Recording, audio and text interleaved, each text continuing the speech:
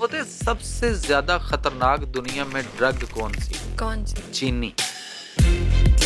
आजकल जो नाश्ता स्किप करना है ये तो फैशन बन चुका है। जो डाइटिंग है ना वो बड़ी ही नुकसानदेह है।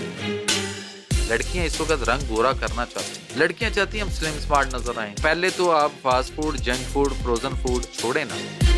विटामिन टैबलेट्स हैं, ये सच में फायदेमंद होती हैं? बहुत बड़ा फ्रॉड है। आपको पता है ये कैल्शियम क्या है? क्या है डॉक्टर साहब?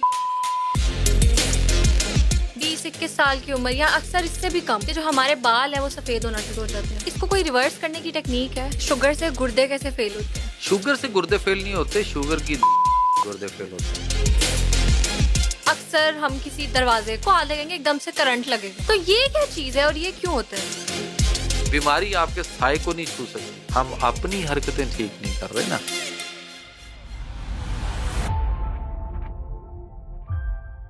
अस्सलाम वालेकुम एवरीवन, आज हमारे साथ मौजूद हैं डॉक्टर जमील मेहरवी साहब जो कि एक नेचुरोपैथिक डॉक्टर हैं और आज की इस पॉडकास्ट में हम उनसे बहुत सी बातें करेंगे और बहुत सी बीमारियों का इलाज भी पूछेंगे। तो आइए अपने डिस्कशन का आगाज करते हैं। अस्सलाम वालेकुम डॉक्टर साहब। वालेकुम सलाम। कैसे हैं आप? अल्हम्दुलिल्लाह। तो सबसे पहले तो ये बताएं कि लोग कहते हैं कि सुबह जल्दी उठना सेहत के लिए जरूरी है, तो क्या वाकई इससे हमारे जिस्मानी जो सिस्टम है वो क्या वाकई इससे बेहतर होता है? देखें, अल्लाह के नबी सल्लल्लाहु अलैहि वसल्लम ने फरमाया कि रात को आप शाम को यानी इशा पढ़ते ही चिराग गुल कर दो, रोशनियां बुझा दो जी। और जल्दी सो जाओ। जल्दी सोना और जल्दी उठना जो है ये सेहत के लिए भी, हमारे जिस्मानी निज़ाम के लिए न सिर्फ बल्कि रूहानी जो हमारी रूहानियत है उसके लिए भी बहुत अच्छा है।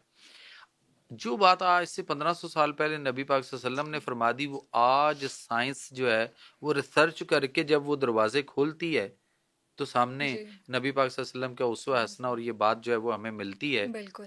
आज हम ये समझते हैं as a medical science, as a doctor ji. मैं जो बात करूंगा, हमें कम से कम रात को 10 बजे तक सो जाना चाहिए। अच्छा। 10:30 11 बजे जब हम गहरी नींद में होंगे या 11 बजे तक हम नींद में 10 के बाद चले जाएंगे तो वो टाइम है जो हमारा स्टार्टिंग टाइम है। हमारी बॉडी के अंदर एक गोनाडोट्रोपिन हार्मोन जो है वो बनना शुरू होता है ओके। और वो अप्रोक्सीमेटली कोई 2:30 के करीब जाके वो रिलीज होता है आपकी बॉडी में, वो हार्मोन रिलीज होता है। अच्छा, जब वो हार्मोन रिलीज होगा तो उसके बाद उसने आपकी पूरी बॉडी की ट्यूनिंग, ओवरऑलिंग, फिल्टरिंग और मतलब वो सारा कुछ जी ऐसा जी। कमाल का कर देना है। जब हम जल्दी सोएंगे तो होगा। जी। अच्छा, आप वसल्लम ने उस वक्त फरमाया कि चिराग रोशनियां गुल कर दो, बुझा दो। और आज मेडिकल साइंस उसी बात को ये कह रही है कि वो बनेगा भी तब एक तो हम सो चुके हों और नंबर जी। 2 उसके बाद जब हम ऐसे कमरे में सोएं जहां पे रोशनी की बिल्कुल कोई हल्की सी भी, आपके मोबाइल की भी वो जो ब्लू सी जी लाइट है जी। हल्की सी ब्लिंक करती है, बिल्कुल। इतनी भी रोशनी ना हो, यानी डार्क अंधेरा, गुप अंधेरा हो, ठीक है। उसमें आप सोए हुए हों और सो चुके हों आप 10 10:30 बजे तक, क्योंकि उसके बाद उसने बनना शुरू होना है और 2:30 बजे उसने रिलीज होना है। फिर उसने पूरी बॉडी की ट्यूनिंग, ओवरऑलिंग और मसाइल ऐसे फिट कर देने हैं, आपको ऐसा रीट्यून करना है, आपके सॉफ्टवेयर सारा अपडेट कर देना है कि आप सुबह जो है ना वो फर्स्ट क्लास होंगे। फिर ओके। कहा गया कि आप जब आप जल्दी सोएंगे तो आप तहज्जुद के टाइम पे ऑटोमेटिकली उठेंगे। फिर तहज्जुद पढ़ना है, फिर उसके बाद फजर पढ़ना है और उसके बाद फिर कहा गया कि आप कुरान या कोई भी चीज़ आप जिक्र अस्कार करो। फिर उसके बाद आपको यानी इशराक भी पढ़नी है और चाश्त भी पढ़नी है। सो जल्दी सोना और जल्दी उठना। जी। इवन दो यहाँ तक कहा जाता है कि आपका जो रिज़्क है, जब वो फरिश्ते आते हैं और रिज़्क बांटने की बिल्कुल। बात करते हैं, अगर हम उस वक्त सुबह सोए हुए हैं हम्म। तो फिर जाहिर बात है हमारे हिस्से में क्या आएगा। बिल्कुल और सही बात है। एक तो ये चीज़ है और दूसरा ये है कि हमें जब हम जल्दी उठेंगे तो हमारे बहुत सारे काम बहुत अर्ली हो जाएंगे और हम बड़े फ्रेश होंगे, फर्स्ट क्लास होंगे। फिर सुबह की मॉर्निंग वॉक और उसके जो फायदे हैं वो भी बड़े कमाल के हैं, वो बिल्कुल। सारे हम जानते हैं और हम जी। ये पढ़ते भी रहे किताबों के अंदर के सुबह मॉर्निंग वॉक के कितने फायदे हैं। बिल्कुल। तो अगर हम वो सोए रहेंगे, उठेंगे नहीं, तो फिर सुबह उठ कर क्या होगा, डजीनेस, लेथार्सी, मतलब सुस्ती, कायली, बिल्कुल। जी। और फिर उठने को दिल नहीं कर रहा होता। और फिर उठते ही हम कहते हैं, अब सबसे पहला क्या काम होना चाहिए उठते ही, जो हम करते हैं, फन। Bed T G. एक, और जी जी। दूसरी तरफ जैसे ही वॉशरूम में गए सबसे पहला काम हम ब्रश ब्रश के करेंगे। ऊपर एक पेस्ट लगाकर, हम खाली पेट एम्प्टी स्टमक के साथ हम पेस्ट कर रहे होते हैं। उस पेस्ट के अंदर जो केमिकल्स हैं वो आपकी बॉडी के अंदर, पूरे के अंदर सुबह सुबह हम कैंसर उंडेल रहे हैं। अच्छा। कैंसर इतनी तेजी से क्यों फैल चुका हुआ है, इतना तेजी से क्यों आ चुका हुआ है, उसकी रीजन ये है। करना क्या चाहिए? क्या सर? टूथपेस्ट तो नहीं करनी चाहिए, नहीं करती फिर मिसवाक क्या करें? बिल्कुल नहीं करनी चाहिए, मिसवाक करनी चाहिए, बहुत अच्छी है। खवातीन को दातन या दंदासा करना चाहिए। अच्छा, उसके अलावा अगर जितने लोग अब हम पेस्ट कर चुके हुए हैं, जो हम जी। कर चुके, यानी हम्म। जिनको आज पता चला, अभी जो बात जी, सुन रहे मुझे भी होंगे, आज पता तो चला है। अब इससे पहले जो हम पेस्ट कर चुके हैं, हम्म। उससे जो हमारे मुंह के मसाइल और जो कैंसर बॉडी के अंदर उसके गया, जो मसाइल हम्म। पैदा कर चुका अब तक जो हो गया, उसको हम कैसे इजाला कर सकते हैं, एक तो ये। और हम्म। दूसरी बात ये है कि उसको हमें कैसे देखना है। हम करेंगे कि आप सुबह उठें, 2 चुटकी आप हल्दी ले लें, 2 चुटकी आप नमक ले लें, और उसके बाद आपने उसमें 2 चुटकी मीठा सोडा जी। और 2 या 3 लौंग पीस के उसमें डाल लें, छोटा सा एक लकड़ी दालचीनी का टुकड़ा पीस के आप वो हम्म। उसमें डाल लें, तो ये एक सारा पाउडर बन गया आपका। इसको ठीक, उसमें ओके। आपने आ, 2-4 कतरे या इससे ज्यादा जितना भी, बहरहाल आप जी, थोड़ा जी। सा उसके अंदर सरसों का तेल जो है वो मिक्स कर लें। अच्छा, सरसों के तेल से कुछ लोग जो है वो करेंगे, यार सरसों का तेल की तरफ कैसे खाएंगे, जी। ये तो मुंह में लगेगा, अजीब सा नहीं लगेगा। हुँ। अचार खाते हैं आप? जी, मजे से खाते होंगे। बिल्कुल। तो अचार किस में होता है? उसी सरसों तेल के में। तेल में होता है, और कच्चे तेल में होता है, वो आप मजे से खाते हैं। अच्छा, सरसों के तेल में नहीं करना तो शहद ले लें आप, शहद थोड़ा सा उसमें डाल के तो उसको पेस्ट कर लें। अगर इन ओके। दोनों में नहीं करना तो फिर घर में अर्के गुलाब होना चाहिए, थोड़ा सा गुलाब का अर्क डाल लें। अगर ये भी नहीं है तो थोड़ा सा पानी के कतरे डाल के आप उसकी पेस्ट बना लें, उस पेस्ट को उंगली के साथ लगा लें या उस पेस्ट को आप ब्रश पे लगा लें, और उसके साथ आप दांत साफ करें। तो आप डेंटिस्ट के पास, आप डॉक्टर जो डेंटल डॉक्टर्स हैं, जी। जो आपके मुख्तलिफ दांतों के मसाइल आ रहे हैं, लोग इस वक्त रूट कनाल तक के ना आ रहे हैं, और बिल्कुल। नए दांत और हुँ। ऑपरेशन और इतना कुछ हो रहा है, फिर एंटीबायोटिक्स हो रही हैं, पेन किलर हो रही हैं, इससे जान छूटेगी। हमें बड़ा इजी रहेगा हमारा। असल पे अल्लाह के नबी सल्लल्लाहु अलैहि वसल्लम फरमाया मिसवाक करो, हुँ। इससे मुंह की सफाई है। और हम सिर्फ दांतों की सफाई के चक्कर में पड़े हुए हैं, मुंह की सफाई नहीं होती। बिल्कुल। और अच्छा, एक और चीज, जब से ये टूथपेस्ट आया उस वक्त से लेके आप देख लें कि हमारे यहाँ डेंटल डॉक्टर्स, उनके क्लिनिक्स, उनके हॉस्पिटल, उनकी यूनिवर्सिटियां इसकी भरमार हो गई, डॉक्टरों की भरमार हो गई। अच्छा, हुँ। आज से कोई 30-40 साल पीछे चले जाएं तो आपको कहीं कोई इक्का दुक्का फुटपाथ पे कोई डॉक्टर मिलता था, किसी ने दांत निकलवाना है तो वो फुटपाथ बिल्कुल। पे मिलता था, हुँ। वरना कोई क्लिनिक होते ही नहीं थे। तो इसका मतलब है कि जितना हम अननेचुरल वे की तरफ गए, जी, तो उतना ही हमें क्या हुआ, हम नुकसान। बीमारियों की जी। तरफ गए। अच्छा डॉक्टर साहब ये बताएँ कि आजकल जो नाश्ता स्किप करना है, ये तो फ़ैशन बन चुका है और लोग इसको इंटरमिटेंट फास्टिंग भी कहते हैं, तो इसका एक्चुअल मेथड क्या है? देखिए, सुबह का नाश्ता जो है ना, उसके जी, बारे में तो ये हुक्म भी है और उसवा हसना और सुन्नत बिल्कुल। रसूल भी है कि हुँ। सुबह का नाश्ता जरूर करें। हुँ। एक सुबह का नाश्ता जरूर करें, और एक शाम को खाने में, खाने के वक्त उसके जो टाइम बनेगा, जो बनता है जी, जी। उसमें कुछ ना कुछ जरूर लें। अगर हुँ। आपको तलब नहीं भी है शाम को, तो कहा जाता है कि आप 1 या 2 नवाले जरूर खाकर शाम को जरूर खाएं, बिल्कुल। बिल्कुल खाली पेट ना रहें। हुँ। अब सुबह जो है वो हमें टाइम से ले लेना चाहिए, हुँ। उसकी टाइमिंग, उसकी पोजीशन कुछ और है, बट हमें नाश्ता जरूर करना है। हुँ। वो जो फास्टिंग की बात हो रही है ना, कुछ लोग जैसे कहते हैं ना, वो कहते हैं कि हम इंटरमिटेंट फास्टिंग, हाँ डाइटिंग कर रहे हैं डाइटिंग कर रहे हम, पतले होने हैं, के लिए यस। कर रहे अब वो हैं। जो बिल्कुल। डाइटिंग है ना, वो बड़ी ही नुकसानदेह है। अच्छा। इसलिए नुकसानदेह है कि हम डाइटिंग में खाना छोड़ते हैं, हुँ। और पीना और छोटी छोटी स्नैकिंग करना और कई सारी चीजें वो हमारी बिल्कुल। उसी तरह रहती हुँ। हैं। फास्टिंग मीन्स रोजा। हुँ। अल्लाह के नबी सल्लल्लाहु अलैहि वसल्लम फरमाया, रोजा रखो सेहत याब हो जाओगे, ये हदीस है। अच्छा, रोजा की हालत में जब हम होते हैं तो फिर हम कुछ भी इनटेक नहीं कर रहे होते। बिल्कुल। अच्छा, मैं इस वक्त जो इसके मुताबिक जो मैं इसको अंडरस्टैंड जैसे मैंने किया, और जो मैं अपने पेशेंट को या अपने पब्लिक को हम जो अवेयर कर रहे हैं, उसमें मैं उनको कहता हूं कि ये आपने टाइम एज मेडिसिन करें। ये क्या है? टाइम एज मेडिसिन ये है कि आप सुबह को उठें, जब भी आप अर्ली उठें, जी। बट एक गिलास गरम गरम, एक गिलास पानी जिसमें से धुआं निकल रहा हो, इस तरह का गरम हो, जी। तो आप उसको जमीन पर, बेड से उठें, अगर वॉशरूम हुँ। जाना है तो होके आ जाएं, उसके बाद सही। जमीन पर आप वो जो हम, जैसे हमारे यहाँ WC टॉयलेट होता है, या हम जी, जी। खेतों में जैसे हम बैठते हैं, हुँ।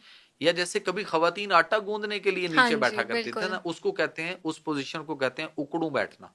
अच्छा, तो उकड़ू ओके। बैठना जो होता है, उस तरह से हम जमीन पे अपने पाँव पर बैठे, जी, और पाँव पर बैठकर सुबह उठकर 1 गिलास गर्म पानी जो है वो हमें सबको पीना चाहिए। अच्छा। गरम गरम नीम गरम पानी बिल्कुल। पीना चाहिए। उसके बाद हमें क्या करना है कि फिर उसके बाद हमें, अगर तो हम नॉर्मल हैं, जी, जी। तंदुरुस्त हैं, तो फिर हमें 9 बजे नाश्ता करना है। हुँ, और अगर हम बीमार हैं या कि कोई दवाई खा रहे हैं, कोई जैसे sugar, blood pressure, cancer, hepatitis हुँ। और कई सारे जी, जी। कॉलेज के इस तरह पेशेंट हैं, उनके लिए यही है कि वो फिर 10 बजे नाश्ता करें। अच्छा। 10 बजे। अब 10 बजे जो नाश्ता करना है वो ये है कि आप मौसम के मुताबिक, जी, जी। और दूसरा जो चीजें एज अ फर्ज करें, मैं अपने पेशेंट को जो एक चार्ट रेकमेंड करता हूँ उनकी कंडीशन के हुँ, मुताबिक, तो मैं कहता हूँ जो फल आपको इजाजत है आप वो फल ले लें। जी। फल कितना खाना है आपको, और अगर तंदुरुस्त हैं तो भी जो जो फल आपके पास मौसम के मुताबिक हैं उन हुँ, सारे फलों को ले लें, लेकिन उसकी फ्रूट चाट नहीं बनानी।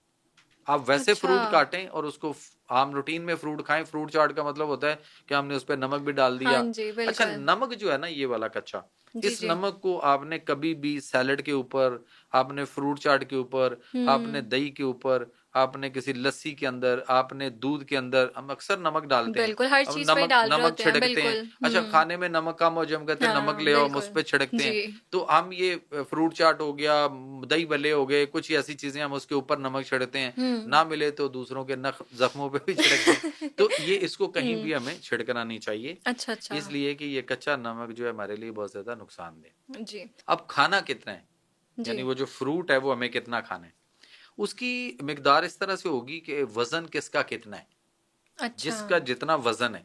फर्ज करें कि एक एक शख्स है, वो कहता है जी मैं 80 केजी मेरा वजन है। ठीक हम है। किसी पेशेंट की मिसाल, किसी बंदे की मिसाल देते हैं, वो कहता है हुँ, जी मेरा वजन कितना है, 80 किलो। हुँ। आपका वजन कितना, चले यहाँ पे हम बात कर लेते हैं। मेरा है आपका 56। ओके 56।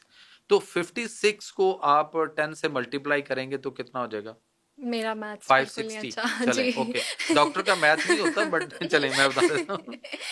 560 उसको 10 से मल्टीप्लाई जी। करेंगे ना, 56 को जी, जी। जरब 10 करेंगे तो आपके पास 560 आएगा। ओके। इसका मतलब है कि आपको 560 ग्राम, अच्छा। यानी हुँ, नियर टू आधा किलो, ठीक है। आप मुख्तलिफ फल लें और हुँ। उनको आप जो है वो इनटेक करेंगे, उनका वजन इतना तो होगा। सर इसमें हाइट भी देखते हैं हम? नहीं, हाइट का किस उससे ताल्लुक नहीं होगा, ठीक है। उससे नहीं होगा, हुँ, हम वजन के मुताबिक उसका वो निकाल रहे हैं। ओके। अच्छा, उतना फल वो लें और हुँ, उसको वो सुबह 10 बजे खाना शुरू करता है, जी, तो जी। उसको अपना फल खाए और ये हुँ, उसका नाश्ता हो गया। ओके।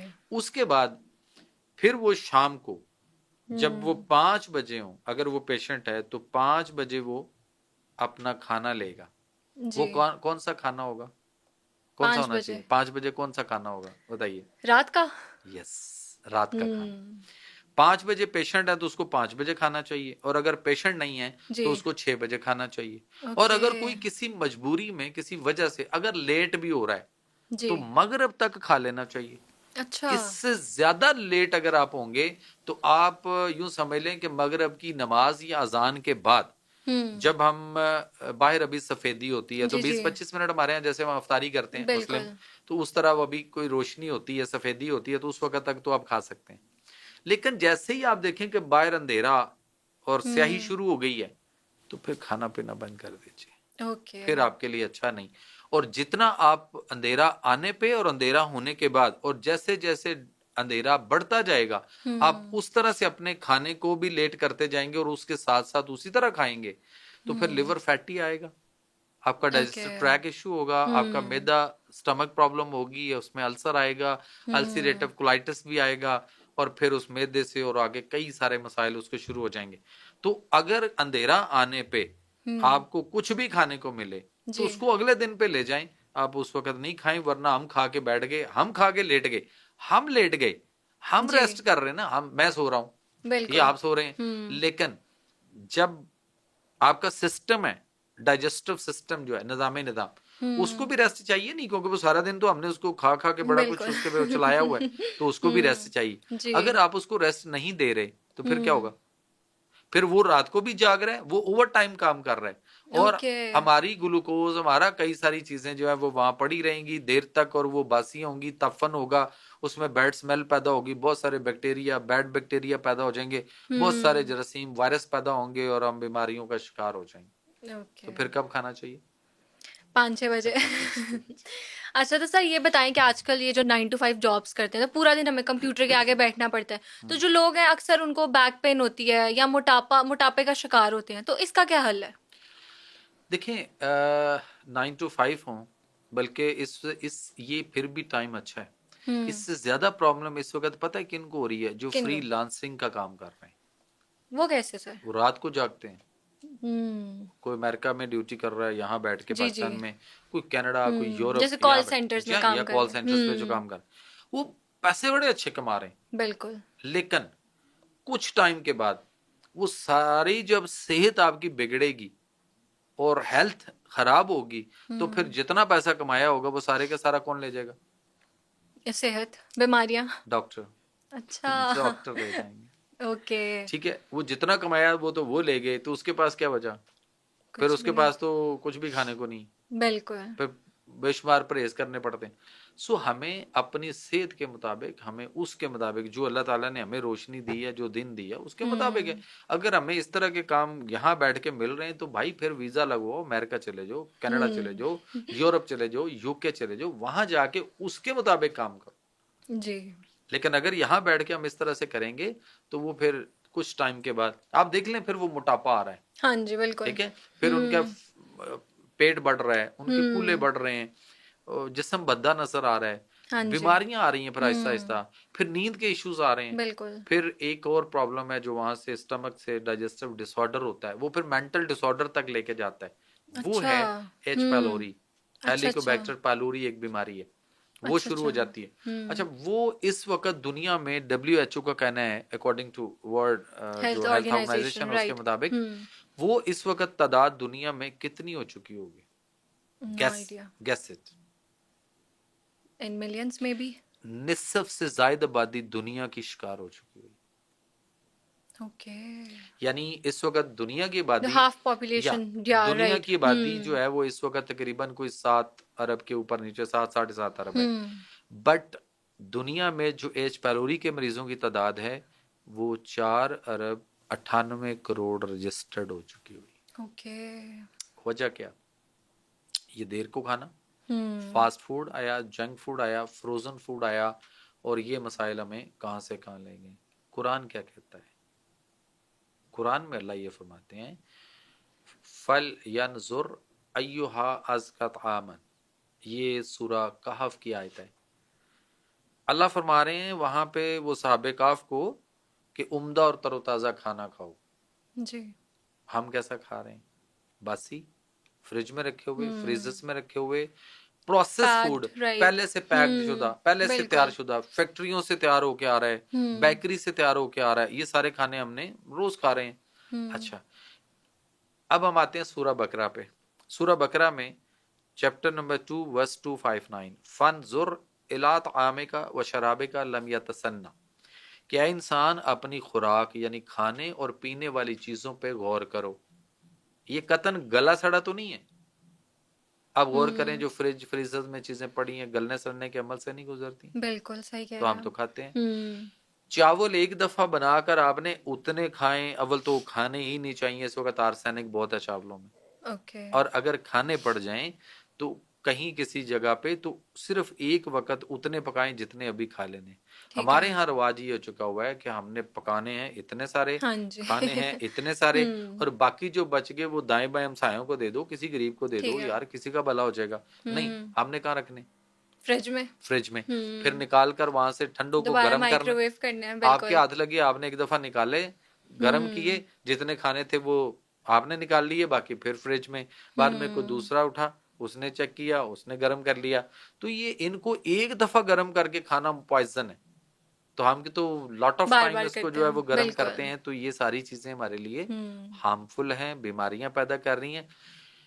अल्लाह का एक निज़ाम है, अगर काश हो उसको हम समझ जाएं मैं तो गवर्नमेंट को भी कई दफा कह चुका हूँ, लिखा है, लेटर्स भी लिखे हैं कि अगर पब्लिक को एजुकेट कर दिया जाए अकॉर्डिंग टू कुरान, जो अल्लाह का निज़ाम सेहत है उसके मुताबिक, जी। पहले इल्म देना जरूरी है, फिर उस पर हम्म। इम्प्लीमेंट करवाना है। हम्म। अगर पब्लिक पाकिस्तान को हम अवेयर कर लें जी। और उसके बाद हम उनको उस पर अमल करवा लें, तो हम्म। 1 साल के अंदर आपका जो हेल्थ का बजट है पाकिस्तान का, ये कोई अबाव 80% जो है ना विल बी रिड्यूस्ड, ये खत्म हो सकता है। अच्छा। बीमारी आपके साय को नहीं छू सकती। हम ओके। अपनी हरकतें ठीक नहीं कर रहे ना, हम तो कहते हैं क्या लाना है, हम्म। आपकी तरफ आए, अच्छा जी क्या पिलाएंगे, चाय पी लें, हाँ। चाय तो पी सर इसी से फिर एक सवाल है आजकल, जो कि चाय जो है वो बड़ी नुकसानदेह है, ये नहीं पीनी चाहिए, और अक्सर जब हम बना लेते हैं फिर दोबारा हम उसको गर्म करके पीते हैं, तो ये सच है कि सच में इसके इतने नुकसानात हैं? देखिए पहली बात तो यह है कि जो टी लवर्स है ना, जी। जो वाकई चाय पीते हैं, हाँ जी। वो तो एक ही दफा बना के पीते हैं, और अगर उनको दोबारा से गर्म हाँ, वो करके नहीं देनी पड़े पियेंगे, तो वो तो नहीं बिल्कुल। पीते। ये तो उनके साथ ज्यादती होगी ना हाँ, जो इस बिल्कुल तरह सही पीते। कह रहे हैं आप। अच्छा, दूसरी बात यह है कि चाय चाय कोई मशरूब नहीं, जिस तरह क्रिकेट कोई खेल नहीं। ठीक है। अच्छा। चाय क्यों ठीक नहीं है कि चाय, आप अरब का खित्ते को विजिट करें तो अ, मेरे लॉट ऑफ टाइम विजिट्स हैं अरब के। अच्छा। अच्छा। अरब के खित्ते के अंदर ये देखा है कि वो सलमानी टी और मुख्तलिफ नाम से उसको वो कहते हैं, वो काली चाय यानी सिर्फ पत्ती का कावा बना के, हाँ जी। ब्लैक टी जिसको वो कहते हैं, वो पीते हैं। दूध वाली चाय नहीं पीते। हमारे बहुत सारे लोग जो उम्रे और हज पे गए होते हैं ना, ये वहां जा कहते हैं चाय चाय मिल चाय, वो कहते हैं हाँ चाय मिलेगी, वो दे दो, वो चाय देते हैं, जी। वो उसको चाय इस तरह बोलते हैं अरबी में, जी। वो जी। दे देते हैं। कहते हैं ये क्या काली सी मुझे दे दी है, कहता नहीं वो दूसरी चाय दो, कहता ओ आज साहब दूध वाला चाय मांगो, यानी दूध वाला चाय दो। जी। तो दूध जो है उसके अंदर देखना पड़ेगा कि दूध के अंदर एक प्रोटीन होता है जिसको कैसीन कहते हैं, कैसीन नामी एक प्रोटीन होता है, और जो चाय की पत्ती होती है उसके अंदर एक केमिकल होता है जिसको कहते हैं फ्लेवोनाइड। जी। फ्लेवोनाइड केमिकल जब दूध में कैसीन के साथ, प्रोटीन के साथ मिक्स होता है, तो ये एक बड़ा प्यारा सा मीठा सा बट बड़ा हार्मफुल और खतरनाक किस्म का जहर है, लेकिन स्लो स्लो असर करता है, स्लो पॉइजन। Slow poison. कभी भी दूध वाली चाय नहीं पीनी चाहिए। अच्छा। इंतहाई मुजरे सेहत है, बेशुमार बीमारियां आ रही। अब अक्सर सुनते ना कि जैसे ये माइक है, इसका एक ये आउटलाइन है इसकी, बिल्कुल। तो इसकी आउटलाइन जो है, जैसे हमारे बॉडी के अंदर हड्डियां हैं, बोन्स हैं, तो इनकी जो आउटलाइंस हैं हड्डियों की, जी। जी। वो बड़ी first class neat and clean होनी चाहिए हमारी, और सीधी बिल्कुल। होनी है जो उसका सर्विस स्ट्रक्चर है। अब आजकल ऑस्टियोप्रोसेस बहुत हो रहा है, यानी जोड़, जी। जी। हड्डियों में दर्द, जी। जी। और फिर हड्डियां भुर रही हैं, भुरती हैं, उनके किनारे खराब हो रहे हैं, तो उसकी वजह क्या है? चाय। चाय। अच्छा। और दूसरा, वो मुर्गी जो अपनी टांग पर नहीं खड़ी होती और हम उसके लेग पीस के लिए लड़ रहे होते। ब्रायलर। यस। अंडा, उसी मुर्गी का अंडा जो अंडा ही नहीं है। अंडा कौन सा होता है? देसी मुर्गी का। हाँ, यस। ठीक है। अच्छा, देसी मुर्गी का अंडा क्यों अच्छा है? इसलिए कि उस मुर्गी के साथ मुर्गा होगा और वो उसके क्रॉस से आएगा, जो नेचुरल वे है। यहाँ ये है कि ये मुर्गी तो, ये जो मुर्गी ब्रायलर हम खा रहे हैं, ये अंडा नहीं देती, मां नहीं बन सकती, खाते हैं। और जो अंडा हम ब्रायलर लेके खा रहे हैं बाजार से, उस अंडे से आगे बच्चा नहीं निकल सकता, अगली नस्ल उसमें नहीं से आ सकती। और उसके लिए हमें किसी ने कह दिया कि इसकी जर्दी ना खाएं, सफेदी खाएं। अब वो बात भी खत्म हो गई कि भाई जर्दी और सफेदी दोनों ही खानी चाहिए। अल्लाह ने एक अंडे के अंदर दोनों चीजें रखी है ना। बिल्कुल जी। चलें एक को कर लेते हैं कि वो 70% या 60% वो है, तो 40% वो है, दोनों मिलाकर जब उसको आप लेंगे तो फिर ही उसका फायदा है, लेकिन वो भी देसी अंडा। तो एक जुमला है, मैं अक्सर उसको कहता हूँ, संडे हो या मंडे, तो फिर मत खाओ अंडे। अच्छा सर, कुछ ना क्वेश्चंस हमारे व्यूअर्स ने भी आपके लिए छोड़े हैं, जिसमें जो हमारी फीमेल व्यूअरशिप है, एक उनका मासूमाना सवाल कि रंग गोरा करने का आसान तरीका। वेरी गुड, पार्लर पे चले जाएं, वही करते हैं, लेकिन जब मुंह धुलता है तो फिर वही दूल्हा कह रहा होता है, वो ये चोर आ गया, वो चोरनी चोरनी की आवाज लगाता है, बाद में उसकी माँ के कहती है नहीं नहीं चोरनी नहीं है, यही तो है तुम्हारी दुल्हन। नहीं सर, आप कोई नेचुरल तरीका बताएं ना, कोई ऐसी डाइट बताएं। देखें, सबसे पहले तो ये है कि क्या हम फास्ट फूड छोड़ेंगे? बहुत मुश्किल। लड़कियां इस वक्त रंग गोरा करना चाहती हैं, जी, लड़कियां चाहती हैं हम स्लिम स्मार्ट नजर आए, वो बिल्कुल, चाहती हैं डाइटिंग करने, शादी होने वाली है, मंगनी होने वाली है, कुछ भी बिल्कुल। होने वाला है। हुँ, अच्छा, लड़के इतने कॉन्शियस नहीं होते हैं जितनी वो होती हैं, हाँ। पता नहीं क्यों। नहीं, आजकल सर लड़के भी हो अच्छा, रहे हैं। ओके। तो पहले तो आप फास्ट फूड, जंक फूड, हुँ, फ्रोजन फूड, ये हुँ, सारी डब्बों के जूस, डब्बों के दूध, बिल्कुल। Cold drink, soft drink, energy drinks, हुँ, और ये सारी चीजें तो पहले तो हम छोड़े ना, हुँ, तो फिर क्यों ये सारा कुछ छोड़ना पड़ेगा? अल्लाह ताला ने कुरान में हमें ये फरमाया, सूरा रूम आयत नंबर 30 यानी चैप्टर नंबर 30 वर्स 30, अल्लाह फरमाते हैं जी। कि कायनात में जो कुछ मैंने पैदा किया, हुँ, इंसान आपके समेत यानी इंसान को भी मैंने एक फितरत पर पैदा किया। हुँ, और फिर अल्लाह फरमाते हैं कि मेरे इस बनाए हुए में यानी उस हुँ, नेचर में तब्दीली ना करना, यही सीधा दीन है, मगर बहुत लोग नहीं जानते। अच्छा, अब फर्ज करें कि आपके पास मोबाइल है, जी, उसकी नेचर में है कि इसको पानी में डाल दो, नहीं, तो अगर पानी में डाल दें तो क्या होगा? खराब हो जाएगा। तो अल्लाह ने आपको, कंपनी ने बताया ना कि भाई ये मोबाइल आपका पानी में बिल्कुल। नहीं जा सकता। हुँ, हाँ, अगर आईफोन हो तो फिर हाँ, आप वाटर पानी में, रेजिस्टेंट हो, यस यस वाटरप्रूफ हो यस, फिर, हो तो फिर बिल्कुल। ठीक है। अगर वो नहीं है तो हुँ, उसकी नेचर में ही नहीं है, तो आप उसको पानी में लेके जाओगे तो मोबाइल खराब हो जाएगा। इसी बिल्कुल। तरह अल्लाह ने इंसान को बनाया तो उसको हुँ, बेयारो मददगार नहीं छोड़ा, बल्कि इस दुनिया में उसने उसको अंबिया, रसूल, पैगंबर, हुँ, किताबें, आसमानी सहीफे और आखिर पे हुँ, आखिरी नबी, जी, जी, और उसके बाद फिर आखिरी किताब भी देकर इस दुनिया को समझा दिया। जी। जिंदगी करने का तरीका अल्लाह ने दिया है। और हम यहाँ हुँ, पे क्या कहते हैं? हम कहते हैं यार फलां को फॉलो करें या फलां हुँ, को फॉलो करें, क्यों? वो हुँ, जिंदगी गुजारने का तरीका क्या है जी? वो तो गुजर गई, गुजारने का तरीका हुँ, कहां से होता है? जिंदगी करने का तरीका होता है। तो जो हुँ, जिंदगी करने का तरीका अल्लाह ने दिया है, हमें उसके मुताबिक अपने आप को चलाना है। फिर जो अल्लाह ने बनाया, जिस तरीके से बनाया, उसकी फितरत और नेचर में बिगाड़ मत पैदा करो। हुँ, बिगाड़ करोगे, उसकी फितरत और नेचर के साथ खेलोगे, उसको डिस्टर्ब करोगे, तो फिर क्या हुँ, होगा? मसाइल, बिल्कुल। बीमारियां, हुँ, तकलीफें। तो इसलिए ना हमें फितरत और नेचर के जरा हुँ, करीब रहना सीखें, दूर जाना हुँ, जो है ना वो हमारे लिए नुकसानदेह है। अब हमें क्या करना है कि वो जो हम अपनी सेहत को पहले बिगाड़ कहां से रहे हैं, हमारी बॉडी के अंदर जो टॉक्सिन्स पैदा हो रहे हैं, जी। वो हमारी स्किन को ग्लो होने से रोक रहे हैं, हुँ, बल्कि उल्टा डल कर रहे हैं, उतना कलर हुँ, खराब कर रहे हैं। तो हमें क्या करना है? हुँ, हम इसके ऊपर क्रीमें जितनी मर्जी हाँ, लगाते रहें, बिल्कुल। इसके ऊपर हुँ, जितनी मर्जी कुछ चीजें पेंट हुँ, करते रहें, हुँ, दीवार पे अगर अंदर से नमी और सीपेज हो तो दीवार का टेक्सचर तो खराब हो रहा होगा, पेंट भी खराब हो रहा होगा। बिल्कुल। हम उसके ऊपर जितना मर्जी पेंट करते रहें, तो भाई सीपेज का इलाज करो। तो एग्ज़ैक्टली। इसमें सिस्टम को अगर हम ठीक करें हुँ, सिस्टमैटिकली, बहुत हुँ, अच्छा है कि पहले तो ये सारा जो हम जंक फूड, फास्ट फूड और इस तरह की चीजें, पहले तो ये छोड़ें।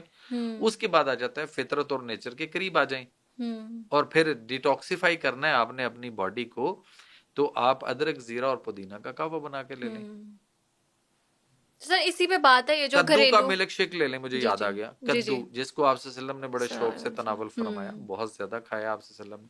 छोटे साइज के मार्केट में जाएं तो बिल्कुल एप्पल और किन्नों के साइज के छोटे कद्दू हुँ, मार्केट में आए होते हैं, देसी कद्दू, वो जो हुँ। सब्ज रंग का जी, डंडी जी। वाला होता है। आप उसके ऊपर से डंडी काट दें, नीचे से उसका एक निशान होता है छोटा सा, वो काट दें, हुँ, और उसके बाद उसको धो लें अच्छी तरह, छिलका नहीं उतारना, उसको मोटा हुँ, मोटा काटें। वो जूसर में डालें और उसमें 1 गिलास या पानी डाल लें, हुँ, तो पानी में शेक कर लें, या उसको 1 गिलास दूध डाल के उसका मिल्क शेक बना लें, और ओके। 8 दाने काली मिर्च उसके अंदर डाल दें हुँ, और पीना शुरू कर दें। और उसके बाद इसके कोई भी, हर हुँ। बंदा अगर इसको पिए, जी, जी। तो 8 दिन से 10 दिन जब वो पी चुका होगा ना रोजाना, तो उसके हुँ, बाद वो अपने फायदे खुद कमेंट में हमें बताए कि मुझे इसके क्या फायदे हासिल हुए। हर एक हुँ, के डिफरेंट फायदे नजर आएंगे उसको अपने अपने हिसाब से। हुँ, अच्छा, कुछ लोग इसको कहेंगे नहीं यार ये कैसे पिया जाएगा। अगर यकीन करें कि मैं बगैर बताए आप लोगों को पिला दूं, तो आप मेरे से रेसिपी पूछते रह जाएंगे कि सर डॉक्टर साहब ये बताइए ये क्या था, ये हुँ, कैसे था, कैसे बनाया। हुँ, मैं चाम पैदा करने के लिए क्यों नहीं, मैं लास्ट टाइम अमेरिका था, वहां से आया, वहां से मैं कुछ चीजें लेके आऊँ, ये उसके साथ है, वो कोई पाउडर शोडर है उसके साथ है।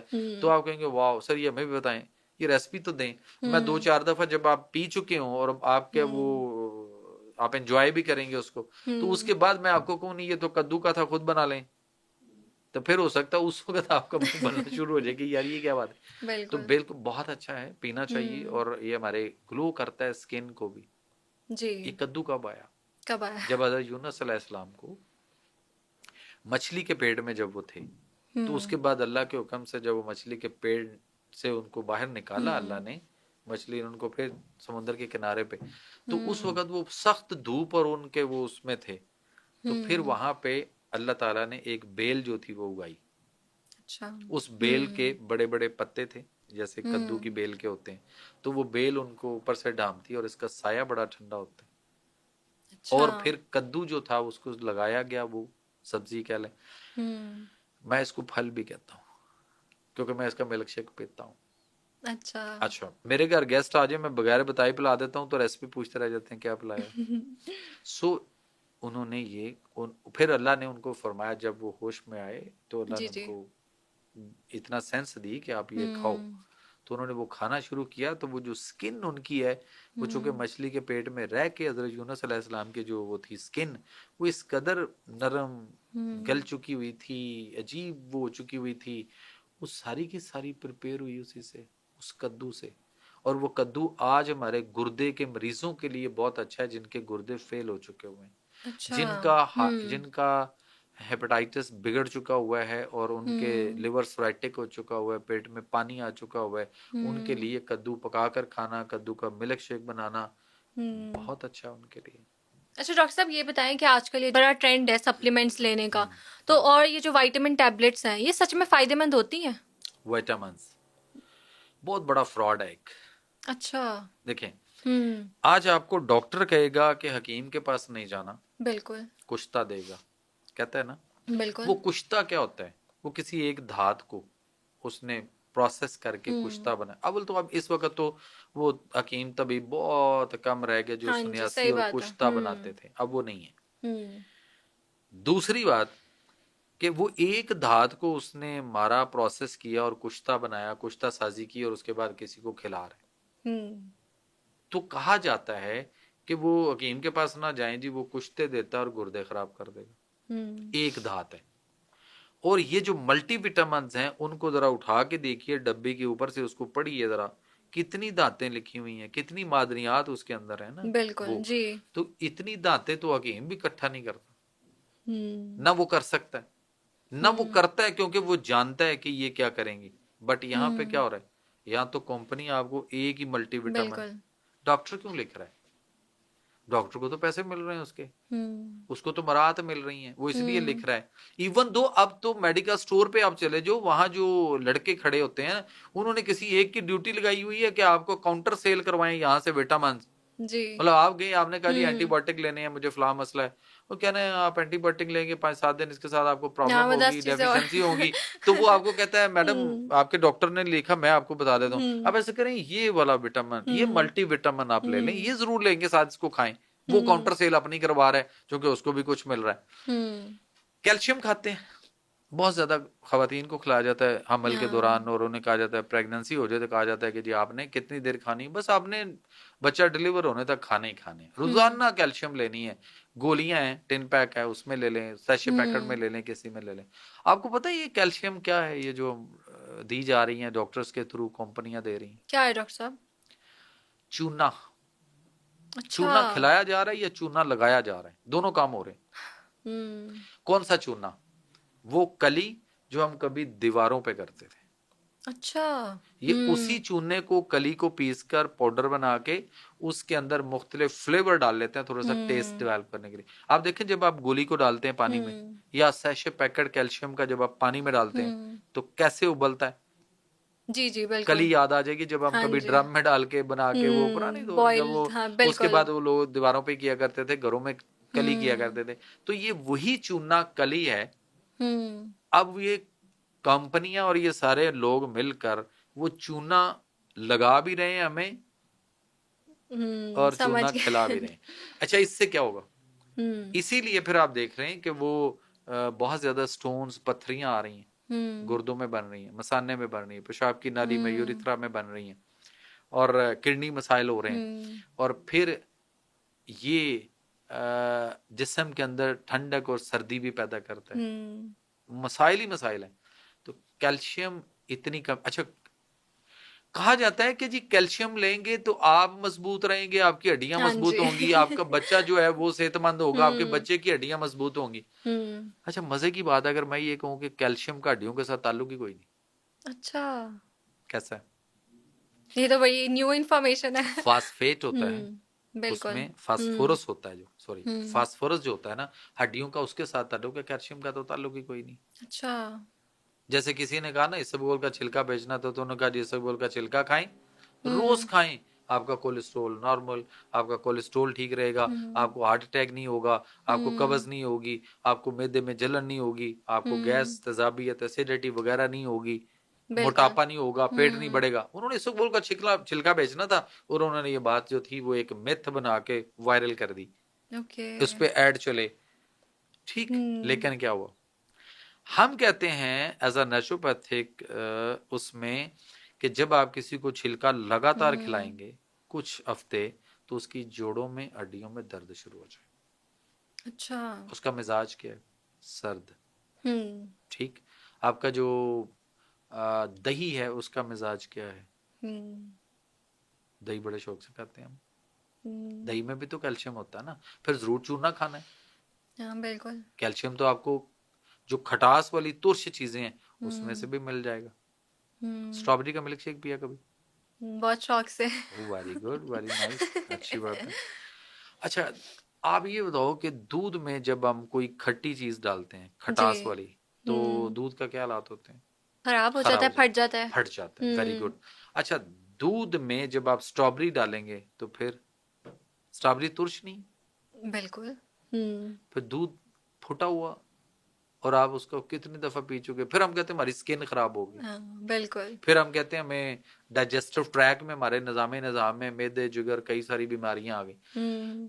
बर्स फुलबेरी जिसको कहते हैं, स्किन सोराइसिस हम्म। जिसको कहते हैं, जिल्द के कैंसर तक को ये स्ट्रॉबेरी का मिल्क शेक ले जा चुका है लोगों को। अच्छा। हम्म। आपको फूटा हुआ नजर नहीं आया कभी? नहीं। क्यों बोला, क्यों? मैं भी यही फील ही पूछ नहीं रहा हूँ, मुझे होता। भी पता है। नहीं, फील ही कैसे, नहीं होता, वो तो बहुत कैसे अच्छा टेस्ट, हाँ अच्छा नहीं, टेस्ट आता फील है। फील क्यों नहीं होता? बस ऊपर थोड़ा सा फ्रॉथी फ्रॉथी हो जाता है मिल्क शेक, ओके, और कुछ नहीं। होता ये है हम्म। कि आपने दूध लिया फ्रिज में से ठंडा, बिल्कुल। आपने स्ट्रॉबेरी फ्रिज में से निकाली ठंडी, बिल्कुल। ठीक, हम्म। दोनों को शेक किया, और हम्म। उधर जिस गिलास में आपने डालना उसमें आप पहले ही थोड़ी सी बर्फ या आइस क्यूब वगैरह कोई डाल चुके होते हैं, हम्म। या जैसे हम बाजार में किसी जूस हम्म। वाले जूस कॉर्नर पे बैठे हों या रुके तो वो क्या कहते हैं, हम उसके अंदर यहाँ हम्म। स्ट्रॉबेरी का मिल्क शेक ले आओ, तो उसने स्ट्रॉबेरी का मिल्क शेक बनाया, दूध भी ठंडा सब कुछ, लेकिन हम्म। जिस गिलास में डालना उसने इतनी सी बर्फ उसमें क्रश करके बर्फ भी डाली है, आइस डाल दी। बिल्कुल। अच्छा, जब वो ठंडा होगा हम्म। तो पता ही नहीं चलेगा खराब है कि नहीं है। फ्रिज में से दूध निकाल के हम ठंडा पीते हैं, मोस्टली लोग हम्म। दूध ठंडा पीते हैं, हाँ जी। जैसे आजकल गर्मियां हो गई तो ठंडा ठंडा बिल्कुल। चिल किस्म का होना चाहिए। हम्म। अच्छा, आपने एक गिलास दूध लिया, 2 गिलास आप दूध ले आए, एक मेरे लिए एक अपने लिए। बिल्कुल। अच्छा, मैं आपकी तरफ हूं और हम्म। मैंने कहा कि सॉरी आप ऐसा करें कि ये मेरे लिए तो आप गर्म करके लाएं, मैं तो गर्म पीऊंगा। हम्म। अच्छा, आप कहते हैं चलें, ओके, नहीं कोई बात नहीं सर, आप ठंडा ही पी लें। मैं कहता हूँ हम्म। नहीं, आप पिए, आप पी रहे हो ना, हम्म। आप पियो, मैं गर्म करके पीऊंगा। हम्म। आपने अपना ठंडा पी लिया हम्म। और मेरे लिए आपकी मामा ने गर्म करके ला दिया। जैसे हम्म। वो गर्म करने लेके गई और उन्होंने चूल्हे पे रखा, हम्म। तो साथ ही उधर से एक आवाज आई, हाँ ना पीना, क्यों, ये फुट गया हुआ है, खराब है। तो आपने हम्म। कैसा पिया? खराब। खराब। हम्म। क्योंकि ठंडी चीज का पता नहीं चलेगा, ठंडे सालन का नहीं पता चलता कि खराब है कि नहीं। जब आप अच्छा। चूल्हे पे रख के उसको गर्म करते हैं तो हम्म। फिर स्मेल, फिर झाग बुलबुले आते हैं, फिर पता चलता है ये खराब। दूध फुट गया, फुटकियां बन गया, गर्म होने पे पता चलेगा, ठंडे पे नहीं पता चलेगा। इसी तरह हम्म। ठंडी स्ट्रॉबेरी का मिल्क शेक का पता नहीं चलता, खराब वो हो चुका होता ओके। अच्छा सर, ये बताएं, ये सी सेक्शन है जी। हमारे यहाँ पे हर जो प्रेग्नेंट औरत है उसको रेकमेंड करते हैं सी सेक्शन, लेकिन हम देखते हैं कि जो फॉरेन कंट्रीज हैं उसमें तो इस पे पाबंदी है। देखिए, 2-3 चीजें हैं। सबसे पहले हमें ये सोचना पड़ेगा, 2-3 काम है जो हमें सुनने को मिलते हैं, हम्म। ये मिथ है पैसा कमाने की। ओके। नंबर 1 हम्म। कि जी आपका टाइम पूरा हो चुका है, हम्म। पेन्स नहीं आ रही, जी। लेबर पेन नहीं आ रही, तो सो इसलिए ऑपरेशन ही होगा। जी। दूसरा, बच्चा जो है ना जी वो वीक है, हम्म। उसकी हार्ट बीट इशू हो गया है। हम्म। तीसरा कि जी यूट्रस वीक है, उसका मुंह नहीं खुल रहा। चौथा कहा जाता है कि जी अंदर पानी कम हो गया, उसमें यूट्रस में पानी कम हो गया, इसलिए फटाफट ऑपरेशन करवा लें। बच्चे ने अंदर पोटी कर दी है, ऑपरेशन करवा लें, फटाफट करवाएं, सिजेरियन होगा। बच्चे के गले के इर्द गिर्द आंवल, एक वो प्लासेंटा और वो होता है अम्बिलाइकल कॉर्ड होती है, वो उसके गिर्द लिपट गई हुई है जी, फटाफट ऑपरेशन करा लें। सारी बातें सिर्फ डॉक्टर्स की पैसा कमाने की। अच्छा। और एक और बड़ी मिथ दे दी गई कि जी अब वो माएँ नहीं रही, वो माएँ अब नहीं रही, वो खुराकें नहीं रही। हाँ जी, बिल्कुल। ठीक है, अब वैसा माहौल नहीं रहा, अब माएँ उस तरह की वो वर्किंग हार्ड वर्किंग वाली नहीं रही, तो इसलिए जी ऑपरेशन तो होगा ही होगा। ठीक है, अब मैं आपसे सिर्फ एक अर्ज करता हूँ आपके इस प्रोग्राम की वसातत से जी, हम प्राइम मिनिस्टर से बड़े अदब से गुजारिश करते हैं, हम प्रेसिडेंट ऑफ पाकिस्तान से गुजारिश करते हैं हाथ जोड़ के, सर प्लीज खुदा के लिए एक डायरेक्टिव जारी कर दें कि कल से पूरे पाकिस्तान में अगर नॉर्मल डिलीवरी होगी, चाहे वो गवर्नमेंट सेक्टर में हो या प्राइवेट सेक्टर में हो, तो यू शुड मस्ट बी पे 20,000। आपको 20,000 देना पड़ेगा नॉर्मल डिलीवरी पे, कहीं भी हो, कहीं भी फ्री नहीं होगी। जहां भी किसी की डिलीवरी हो, गवर्नमेंट हो प्राइवेट हो, वो पे करेगा नॉर्मल डिलीवरी पे 20,000 रुपया। और अगर सिजेरियन होगा, सी सेक्शन होगा, ऑपरेशन के साथ बच्चा पैदा होगा, तो वो चाहे गवर्नमेंट हो या प्राइवेट हो, कहीं भी हो, आपको हर सूरत डॉक्टर को पैसे देने हैं। कितने भला? जस्ट ओनली 5,000, 5,000 रुपए। आप मुझे ये बताओ, इस ऑर्डर के बाद क्या होगा? कल से क्या होगा? नॉर्मल डिलीवरियां या सिजेरियन? नॉर्मल होंगी, क्योंकि पैसे की बात है। ऑपरेशन करने पे 5,000 फीस फिक्स हो गई और नॉर्मल पे 20,000, तो कल से डॉक्टर नॉर्मल करना शुरू होंगे, वो नहीं करेंगे। एक दूसरी एक बात जो हमें पब्लिक को समझानी है इस वक्त, वो ये है कि किसी भी फीमेल को ये पूछा जाता है कि आपके जो लास्ट मेंसेस पीरियड डेट थी वो क्या थी, LMP क्या थी। डॉक्टर पूछते हैं उनसे जी। वो कहते हैं जी फर्ज करें कि मेरे थे लास्ट, मेरी तारीख थी जी 5, मेरे 5 को आए थे, इस 5 को आने थे, नहीं हुए।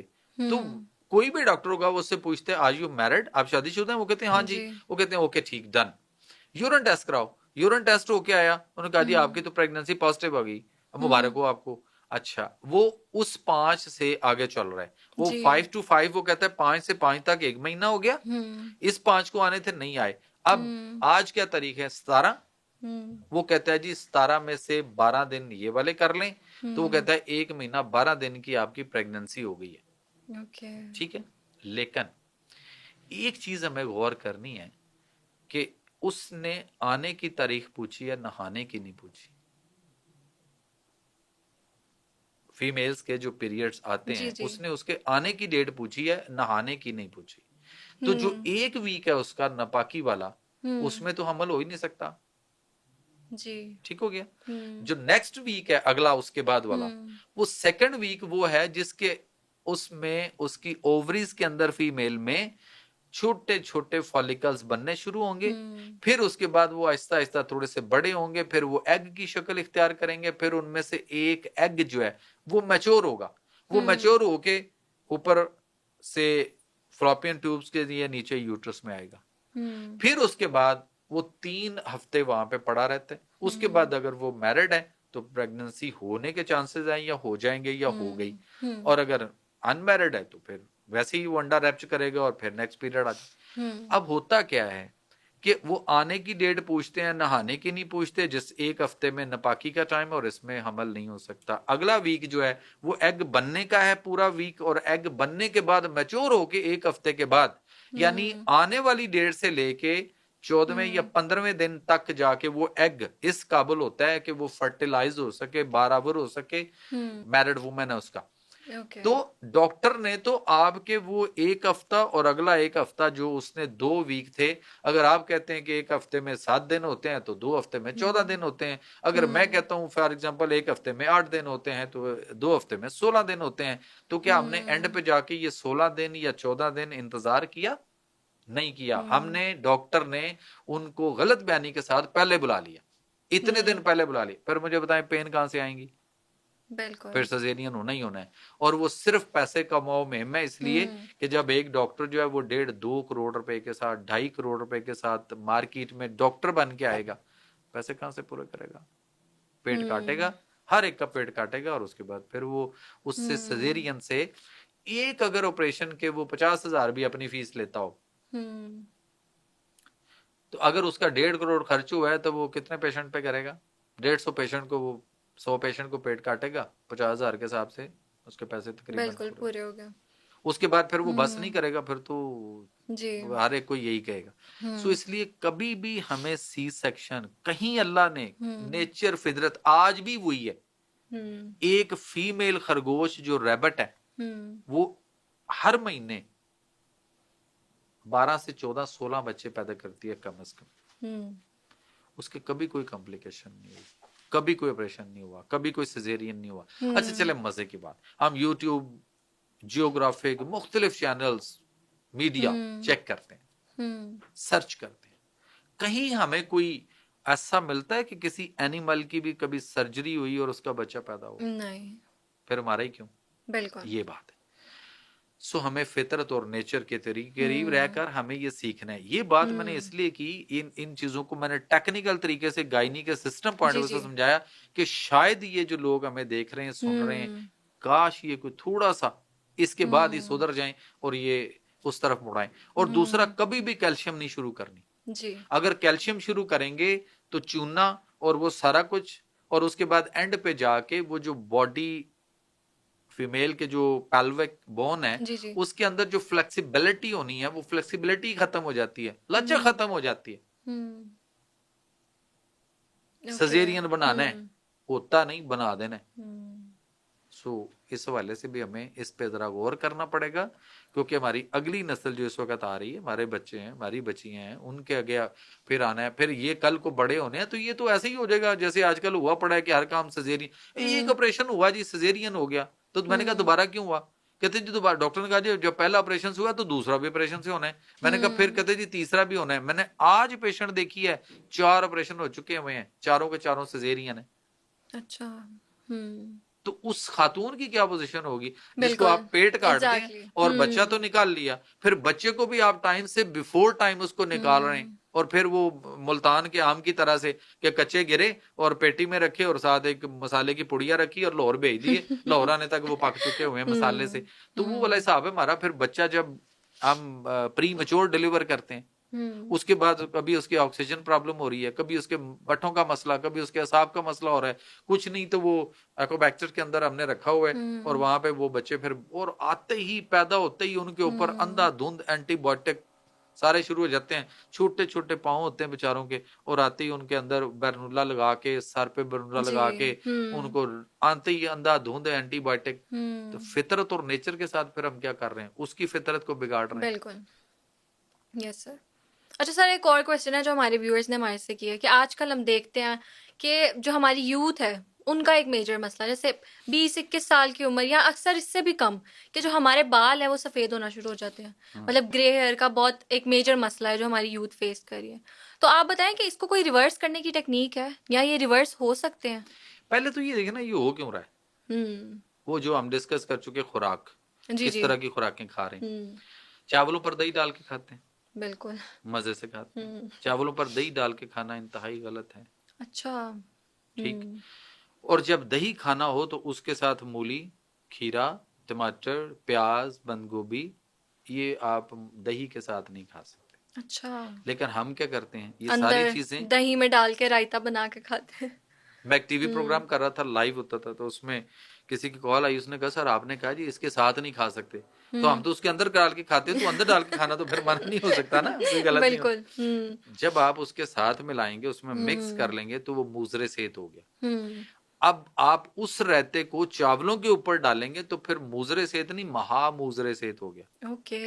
उससे 10 टाइम ज्यादा वो खतरनाक हो गया। लेकिन हम सारे खा रहे हैं। हम जिस तरह की चीजें फूड्स और उस पर चले गए हुए हैं, फिर बाल गिरना तो बड़े आम सी बात है, गिरेंगे भी, नजला काम होगा, बलगम रेशा केरा होगा, उसकी वजह से भी बाल सफेद होंगे। एक और वजह है, आप फेस 1-2 दिन अपना जरा जो है सिर्फ उठें, सुबह मुंह धोएं जस्ट, और उसके बाद कोई कुछ भी ना लगाएं उस पे, और आप सारा दिन जहां भी जो काम है अपना फिरते रहें। और इस काम को अगर 2-4 दिन आप ना करें, फेस पे कुछ भी ना लगाएं, सिर्फ मुंह धोया ठीक है, तो फेस की हालत क्या होगी? अगर घर में रहेंगे तो मुझे लगता है सही रहेगा। नहीं, घर में भी तो ड्राइनेस तो आ ही हाँ जाएगी, जी। खुश्की तो नहीं, हाँ, आएगी, मॉइस्चराइजर वगैरह के बगैर तो खराब होगी खराब स्किन, होगा ना। बिल्कुल हम जी, कुछ भी नहीं लगाते, बिल्कुल। कोई क्रीम, वैसलीन, मॉइस्चर, कोई चीज ऐसी कुछ भी नहीं लगा रहे, अप्लाई नहीं करते फेस पे, जी, मुंह धोया बस ठीक है, तो चेहरे की हालत क्या होगी? खराब होगा, ड्राई होगा, यस, पैची हो जाएगा, ओके। बिल्कुल। अब मुझे ये बताइए, आपने तेल कितना लगाया बालों पे मैं तो लगाती हूँ। रोज? नहीं, रोज नहीं लगाती, वंस अ वीक।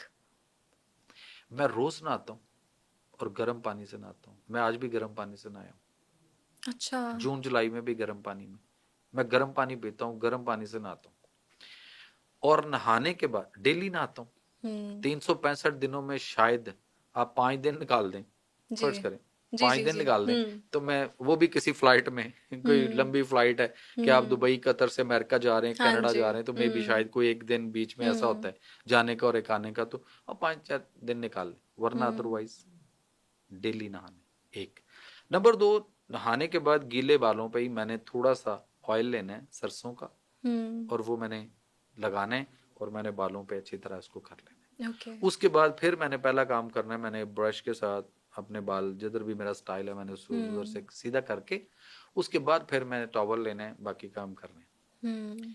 ये काम हमने अपनी माँ से सीखा, अपने टीचर से सीखा, और हमारे दौर में टीचर जो है वो बड़ी एक पनिश करते होते थे असेंबली के अंदर, जब स्कूल की असेंबली हो रही होती थी, तो एक पीटी मास्टर साहब होते थे, हर स्कूल में एक पीटी मास्टर होता, उसके बाद एक बैत होता था, एक स्टिक होती थी लंबी सी, और वो टखनों से शुरू करता था, यानी वो गिट्टों से मारना शुरू करता था, हाथों तक आता था। तेल चेक होता था असेंबली में, कौन लगा के आया, कौन नहीं लगा के आया, अच्छा। सुरमा कौन पहन के आया, कौन नहीं करके आया, मिसवाक करके आए कि नहीं करके आए, नाखून कटे हुए नहीं कटे हुए, बालों को तेल लगा हुआ या नहीं लगा हुआ। हमें वो आदत पड़ी और वो आज तक कायम है। तो और हमें तो फाइन हो जाता है बालों में ऑयलिंग की हो, हमें तो अलाउड ही नहीं था हमारे स्कूल टाइम में, और हमें तो हैवी फाइन्स होते थे कि अगर बालों में किसी ने ऑयलिंग की और हुई हमारे है। यहाँ जिसको जो नहीं लगा के आता था उसको फाइन नहीं होता था, उसके वो पंजाबी जो कहते होते गिट्टे सेके जाते सन पूरे। सो उसका फायदा है। मेरी एज क्या होगी, गेस करें? 50, 50, 52। चलो ज्यादा है? करीब करीब प्लस है इससे। अच्छा, 52 प्लस। बाल मेरे सारे नेचुरल हैं, अच्छा। मैंने कभी कलर, मुझे पता ही नहीं कलर कौन सा होता है, कोई लगाया भी जाता है कि नहीं लगाया जाता है, कुछ भी नहीं। उसकी वजह है कि फितरत और नेचर के करीब रहे, बालों को ड्राईनेस नहीं दी, बालों को ड्राई नहीं होने दिया, उनकी रूट्स, इनकी रूट्स को कुछ नहीं चाहिए, इनकी रूट्स को तो बादाम का रोगन भी चाहिए। अगर अच्छा। आपका यादाश्त कमजोर हो रही है, अगर आप पढ़ने में निकम्मे हैं, आपको याद नहीं होता, भूल जाता है, दिमाग की खुश्की है, तो उसका हल क्या है? बादाम रोगन, स्कैल्प ऑयलिंग। बादाम का रोगन, ऑयल लेके, आलमंड ऑयल लेके वो करें, नारियल का तेल लगा लें, कभी कभी जैतून का तेल कर लें, कभी आप कलवंजी का तेल कर लें, कानों में भी डाला जाता था तेल। अच्छा। आपके कभी डाला? नहीं। नहीं। मुझे तो, मैं तो सुन पहली बार रही हूँ। कानों में भी माए नहाने के बाद, या जब भी हम नहाते थे तो वो कहते होते थे लाइन थोड़ा सा 2-4 ड्रॉप इधर, 2-3 ड्रॉप इधर। अच्छा। सारी चीजें हम फितरत और नेचर के, हमने क्या किया, हम उससे दूर दूर चले चले गए, बिल्कुल। हम जितना उससे दूर हुए, हमें किसी ने कहा वो बालों को तेल लगाना पेंडू है, ये तो पेंडू वाले काम है, हाँ, बिल्कुल। ठीक है। वो फिर कहा जाता था, अनहाइजेनिक है, यस, वो बाय कहा नहीं, जाता था हाँ। Are you Pendu production. अच्छा, बिल्कुल।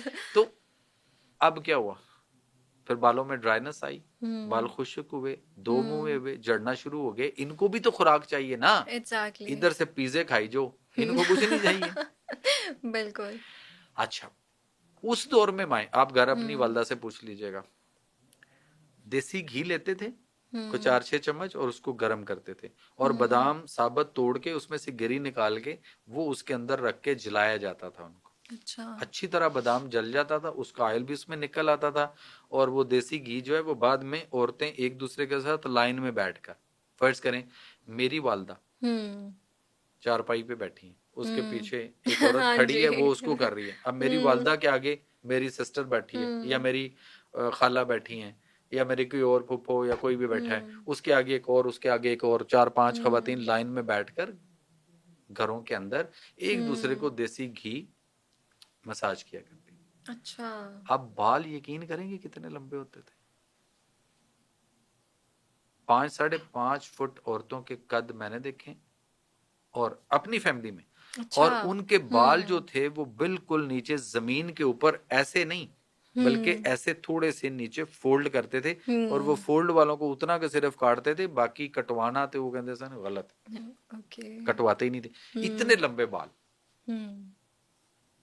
तो उस औरत की खूबसूरती, उसमें जो चार चांद उनसे लगते हैं। अब आजकल क्या है, खुशक हुए पड़े हैं, उतर रहे हैं, झड़ रहे सही हैं। बात है, डैमेज। और उसकी सबसे बड़ी वजह एक वो हमारा जो फूड प्रोसेस है, जो हम गलत खुराक पे चले गए, वो जंक फास्ट फूड, ये वो बर्गर पिज्जे शवारमे, वो सारा कुछ वो हमारी बॉडी के अंदर जाके टॉक्सिस और प्रॉब्लम कर रहा है, और वो हमारे ब्लड के अंदर फिर रहा है, और वो सारी स्किन को, चीजों को, सबको खराब कर रहा है। लेकिन हमें इस पे कोई परवाह नहीं। हमें ठंडी मुर्गियों के वो जो शवारमे खिलाए जा रहे हैं, बस हमें खाने चाहिए। अच्छा, बिल्कुल सर, आपने अभी दही का जिक्र किया, तो हमने ये सुना है कि जो सुबह उठ के खाली पेट जो निहार मुंह आप दही खाओ तो काफी आपके स्टमक के लिए भी अच्छा है, तो ये सच है?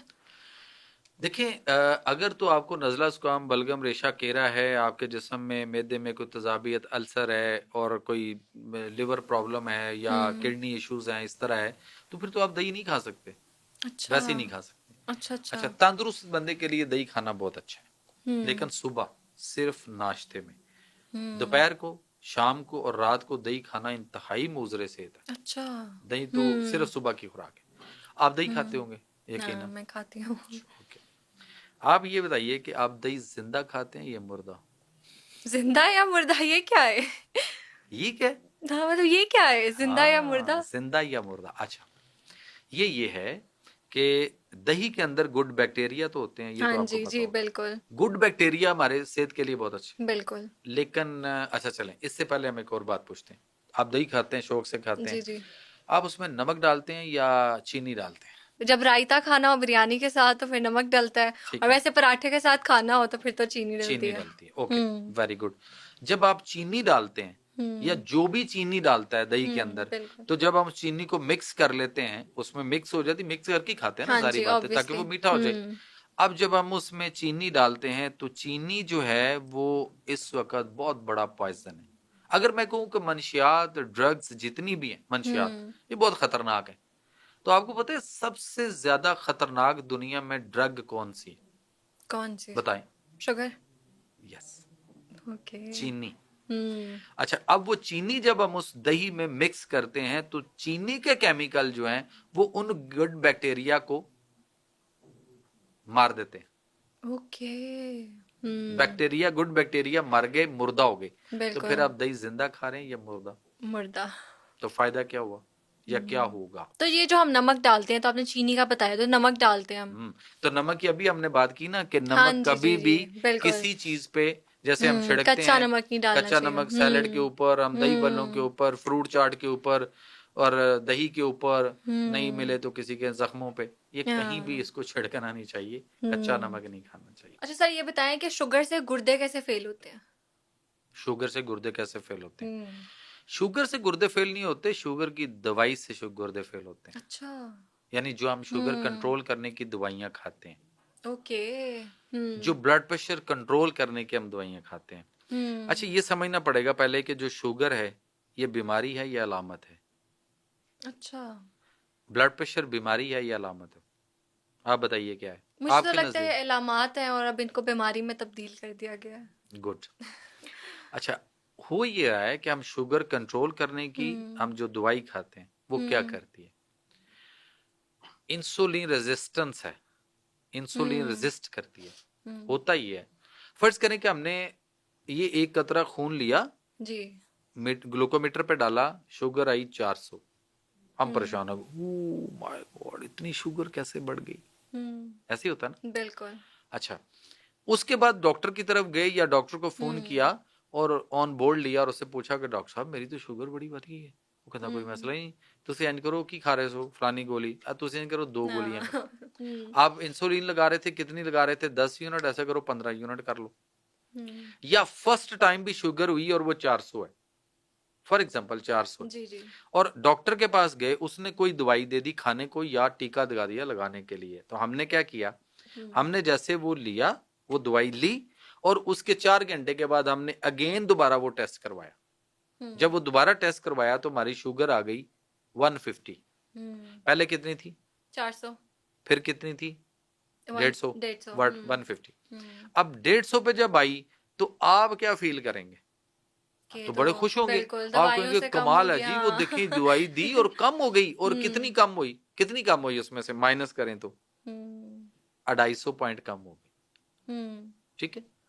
अब आप या कोई भी पेशेंट जो है वो इस बात पे खुश है कि मेरी 250 पॉइंट शुगर कम हो गई, और उस पे वो खुश है, उसकी फैमिली खुश है, वो बल्कि दूसरों को बता रहा है कि आप वो डॉक्टर फलां या डॉक्टर फलां जो भी, उनको दिखाएं जनाब मेरी तो शुगर ऐसे कमाल करके उन्होंने जनाब चुटकियों में 400 से वो 150 पे ले आए थे। इस पे सारा खुश है, पूरा टब्बर खुश है। अब मैं एक सवाल पूछता हूँ, खुश किस बात पे? वो कहते हैं देखें जी हमारी 250 कम हो गई थी, बहुत अच्छा, मेरे तो कंट्रोल हो गया। मैं कहता हूँ आप चलें कभी, आप मेरे एक जुमले पे गौर कीजिएगा कि आपकी जो 250 कम हुई वो कहाँ गई। इस बात को समझने के लिए हमें ये देखना पड़ेगा, फर्ज करें कि आपके घर में अचानक कोई मेहमान आ जाए और संडे हो, और जाहिर है कोई सुबह देर से उठता है, कपड़े, किताबें, मुख्तलिफ चीजें, कंबल, चादरें, इधर उधर चीजें बिखरी होती हैं हर घर में, मेरे आपके सारों घरों में ऐसा होता है। अचानक कोई गेस्ट आ जाए तो हम क्या करते हैं?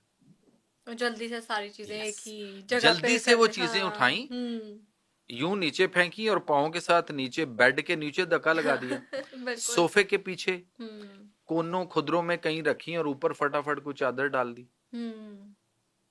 डम करते हैं ना, आर्जी, टेम्परेरी। एग्जैक्टली। क्या अंग्रेजी दवाइयां जो हैं, फरंगी तेब, ये हमारे साथ ये नहीं कर रही? खून में से शुगर को निकाला और हमारे जिस्म में जो बॉडी में डिफरेंट छोटे छोटे सेल्स होते हैं, उन सेल में ले जाके जबरदस्ती उसमें मुंह खोला और उसका सेल का और उसके अंदर भर दिया। ओके। मतलब वो कहीं नहीं गई, वहीं थी। सही बात आपकी चीजें आपके घर से कहीं गई, जब मेहमान आए तो कहीं गई, बच्चों की किताबें, वो कॉपियां, रजिस्टर या कपड़े, चादरें, कंबल कहाँ गए? आपने बेड के नीचे डाल दिए, सोफे के पीछे, वही की थी ना आर्जी, समेटा समेटी जिसको कहते हैं आर्जी तौर पे, थी तो घर में, तो वहां भी वही कुछ हो रहा है तो वो आपकी बॉडी में। अच्छा मैं ये कहता हूँ, तो चलो ये बताओ, वो जो 250 कम हुई वो आपने ब्लूटूथ की किसी को, आपने व्हाट्सएप कर दी, आपने शेयर इट की है किसी को, या आपने किसी लिफाफे में डाल के कचरे वाले को बाहर दे दिएगा भाई ये लेते जाओ, या हमने कहीं खुद जाके किसी कचरे वाले ढेर में कहीं बास्केट में डाला है? कहीं भी नहीं, आपकी बॉडी के अंदर है। उससे क्या होगा? अगर वो आपके आंखों के कॉर्निया की बैक साइड पे, बैक पे जो आपके सेल हैं, अगर उस एरिया में शुगर थी और आपकी दवाई ने वहीं से पकड़ के वहां करीबी सेल के अंदर डाल के उनको भर दिया, तो आपके सेल जो है वो फिर जब बहुत ज्यादा भर जाएगा तो वो मुंह बंद करेगा और उसमें ब्लड परफ्यूजन रेट नहीं जाएगा, खून नहीं जाएगा, सर्कुलेशन नहीं होगी, ऑक्सीजन नहीं होगी, तो सेल डैमेज होगा या नहीं होगा? जब वो सेल डैमेज होंगे, वो सेल डैमेज होंगे तो अंधापन आएगा या नहीं? बिल्कुल। तो शुगर की वजह से आ रहा है या शुगर की दवाई की वजह से? दवाई की। पाँव में चलते हैं, अगर वो पाँव में शुरू में क्या होता है, शुगर के पेशेंट के पाँव में चूटियां सी रेंगती हैं, वो कहता है नमनेस फील होती है, वो कहता है जी कभी दर्द होती है हल्की हल्की, इस तरह के मसाइल हैं। फिर आगे जब वो मसला बढ़ता चला जाता है, फिर एक वक्त आता है कि अंदर से ही कोई जख्म, कोई लावा फूटता है और जख्म बन जाता है, अंदर से एक मवाद निकलना शुरू हो जाता है, और उसके बाद डॉक्टर कहता है जी ये मैंने अंगूठा काटना है, आधी उंगलियां काटनी है, पूरा आधा पाँव काटना है, पूरा पाँव काटना है, आधी टांग काटनी है, पूरी टांग काटनी है, कट गया सारा कुछ। गैंग्रेन जिसको कहते हैं, ड्यू टू डायबिटिक इफेक्ट जो होता है गैंग्रेन, शुगर के पेशेंट के अंदर 2.5 लाख पाकिस्तानियों को गैंग्रेन हो रहा है साल में। अच्छा। और उसमें से 2 लाख पाकिस्तानियों के हर साल उनके पाँव, अंगूठा, जी, आधा पाँव, बिल्कुल। पूरी टांग, उनके अज़ा कट रहे हैं। हुँ, क्यों कट रहे हैं? क्योंकि वो शुगर जो छुपाई गई थी पाँव के अंदर, वो सेल डेड हो रहे हैं, वो सेल डैमेज हो रहे हैं। हुँ, शुरू में नमनेस होना शुरू हुई, फिर आहिस्ता आहिस्ता पाँव सुन्न, फिर मरीज कहता है मेरा तलवा सुन्न हो रहा है, फिर वो कहता है मैं यूं जमीन पे चलता हूं तो मुझे लगता है मेरे पाँव के नीचे कुछ है, लेकिन जब वो नीचे देखता है कुछ भी नहीं है, पाँव भी साफ है, कुछ भी नहीं है, लेकिन वो निचली वाली जो लेयर जी। होती है स्किन और हुँ, सॉफ्ट टिश्यूज वो नम नम हो रहे हैं, हुँ, उसमें नमनेस आ रही। तो आहिस्ता आहिस्ता फिर पाँव कट रहे हैं, टांगे कट रही हैं। हम इस बात पे खुश हैं जी, शुगर कंट्रोल है, किसके पास हुँ, जाना है जी, डॉक्टर फला के पास जाओ, कमाल है जी। हुँ, लेकिन वो क्या कर रहा है, वो आपके शुगर को निकाल कर खून से आपके जिस्म के मुख्तलिफ पट्टों में, मुख्तलिफ अज़ा के अंदर उसको छुपा रहा है, और वो ओके। वहां फिर दीमक और घुन की तरह से उस हिस्से को चाटना खाना शुरू कर देती है। तो हुँ, दैट वाज इंसुलिन रेजिस्टेंस। हुँ, ठीक। और इस इंसुलिन रेजिस्टेंस की वजह से, जिसको हम शुगर कंट्रोल करना कह रहे हैं, हुँ, और जिस पे हम बड़े खुश हैं, इसकी वजह से पीसीओडी आ रहा है खवातीन के अंदर, इसकी हुँ, वजह से मोटापा आ रहा है, इसकी वजह से हार्ट अटैक हो रहा है, गुर्दे फेल हो रहे हैं, लिवर का इशू आ रहा है, बीमारियां बीमारियां हैं। आप सिर्फ हुँ, गूगल पे जाएं, आप सिर्फ वहां पे लिखें what is the insulin resistance, और सिर्फ हुँ, इमेजेस को क्लिक करें। बल्कि मैं कहूंगा आपको कि आप हमारे इस बात में जो कर रहा जी, हूं, जी। यहाँ पे एक इंसुलिन रेजिस्टेंस का एक इमेजेस का एक क्लिप लगाएं, एक दायरा हुँ, बना होगा, लिखा होगा इंसुलिन रेजिस्टेंस, और उसके गिर्द हुँ, में 8 10 12 दायरे दिए होंगे, और मुख्तलिफ बीमारियों के नाम दिए होंगे। जो हुँ, लोग सुन रहे हैं वो देख भी रहे होंगे इस वक्त स्क्रीन पे। तो इंसुलिन रेजिस्टेंस की वजह से ये सारी बीमारियां आ रही हैं, जिसको हम क्या कह रहे हैं, ये कहां से आ रही हैं, हुँ, कौन फैला रहा है?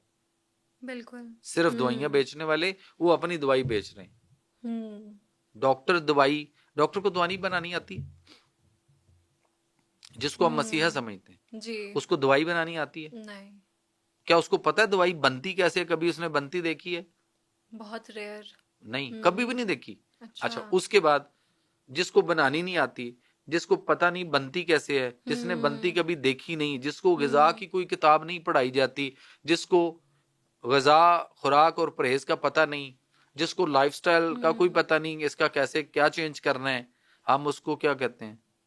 मसीहा, स्पेशलिस्ट, प्रोफ़ेसर, बहुत बड़ा डॉक्टर बिल्कुल। होगा। हुँ, वो तो डॉक्टर अपनी वालदा का मोहतरमा का इलाज नहीं कर सकता, अपने हुँ, वालदे मोहतरम का इलाज नहीं कर सकता, जिन्होंने पैदा किया, जिन्होंने उसके ऊपर सारी एनर्जी लगाई, हुँ, जिनके पैसों से वो जो भी मेहनत करके वो उसको पढ़ाते रहे, वो इतना बड़ा डॉक्टर बन गया, जी, वो उसका इलाज नहीं कर सकता। हुँ, अच्छा, मजे की बात है, इंटरनेशनल लॉ है, रूल है कि हुँ, डॉक्टर अपने प्रेस्क्रिप्शन के ऊपर, अपने वो पैड के ऊपर, अपने पेज के ऊपर एक गोली भी प्रेस्क्राइब नहीं कर सकता। ये पूरी दुनिया का लॉ है। अच्छा, तो यहाँ पे आपका डॉक्टर क्या कर रहा है? तो भरे हुए हैं। 10 12 15 18 गोलियां बिल्कुल। लिख देता है, 21 गोलियां लिख देता है। हुँ, अच्छा, यही दवाई, ये जो लिखा है उसने आपका नुस्खा, हुँ, वो आप किसी फार्मासिस्ट के पास ले जाएं, जो डॉक्टर हुँ, ऑफ फार्मेसी है उनके पास ले जाएं, उनसे जाके पूछें कि सारी ये बैलेंस है, ये सारी चीजें हम एक साथ ले सकते हैं? तो वो कहेगा हुँ, नहीं जी, पैनाडोल आप ले रहे हैं, ब्रूफन भी आप ले रहे हैं, तो पैनाडोल हुँ, के साथ ब्रूफन तो आप खा ही नहीं सकते, हुँ, तो या फ फलां के साथ हुँ, फलां नहीं खा सकते, सब वो था हुँ, डिफरेंट टू केमिकल्स। तो हुँ, अगर आप इन दोनों को इकट्ठा करेंगे तो बॉडी में जाके तो ये बहुत बड़े धमाके हुँ, करेगा। सो हुँ, ऐसे ही अटैक होगा जैसे हमारे जवान ने जाके पठानकोट को उड़ा दिया, ऐसे ही वो दवाइयां हमारे अंदर अटैक कर रही हैं, और हम बड़े हुँ। आराम से खा रहे हैं, हम उनको इस तरह से खा रहे हैं, कैंडी समझ के खा रहे हैं, नहीं खा रहे कैंडी अच्छा समझ। सर, आपकी इसी बात से मुझे याद है पैनाडोल, जी। जो हमारे अब सर दर्द है, ज़ुकाम हम्म। है, कुछ भी है, हमने कैंडी। पैनाडोल खानी है, वो कैंडी है हमारी। कैंडी है। और डॉक्टर प्रिस्क्राइब कर रहा है या नहीं कर रहा, वो हमने घरों में रखी हुई है और हम हर चीज़ में वो खाते हैं। तो इसके नुकसानात नहीं है? अच्छा, पहली बात तो ये बताएं, अगर हुँ, हम लेकर खाएं मेडिकल स्टोर से या खुद से हुँ, लेकर खा लें, तो डॉक्टर कहते हैं सेल्फ मेडिकेशन है। जी। ठीक है, ना करें, हुँ, गलत है। हुँ, मैं कहता हूं डॉक्टर क्या कर रहा है, हुँ, डॉक्टर को तो ना बनानी आती है, ना वो बना सकता है, ना उसको पता है, ना वो हुँ, प्रेस्क्रिप्शन पे लिख सकता था, उसको कौन हुँ, बताता है आगे?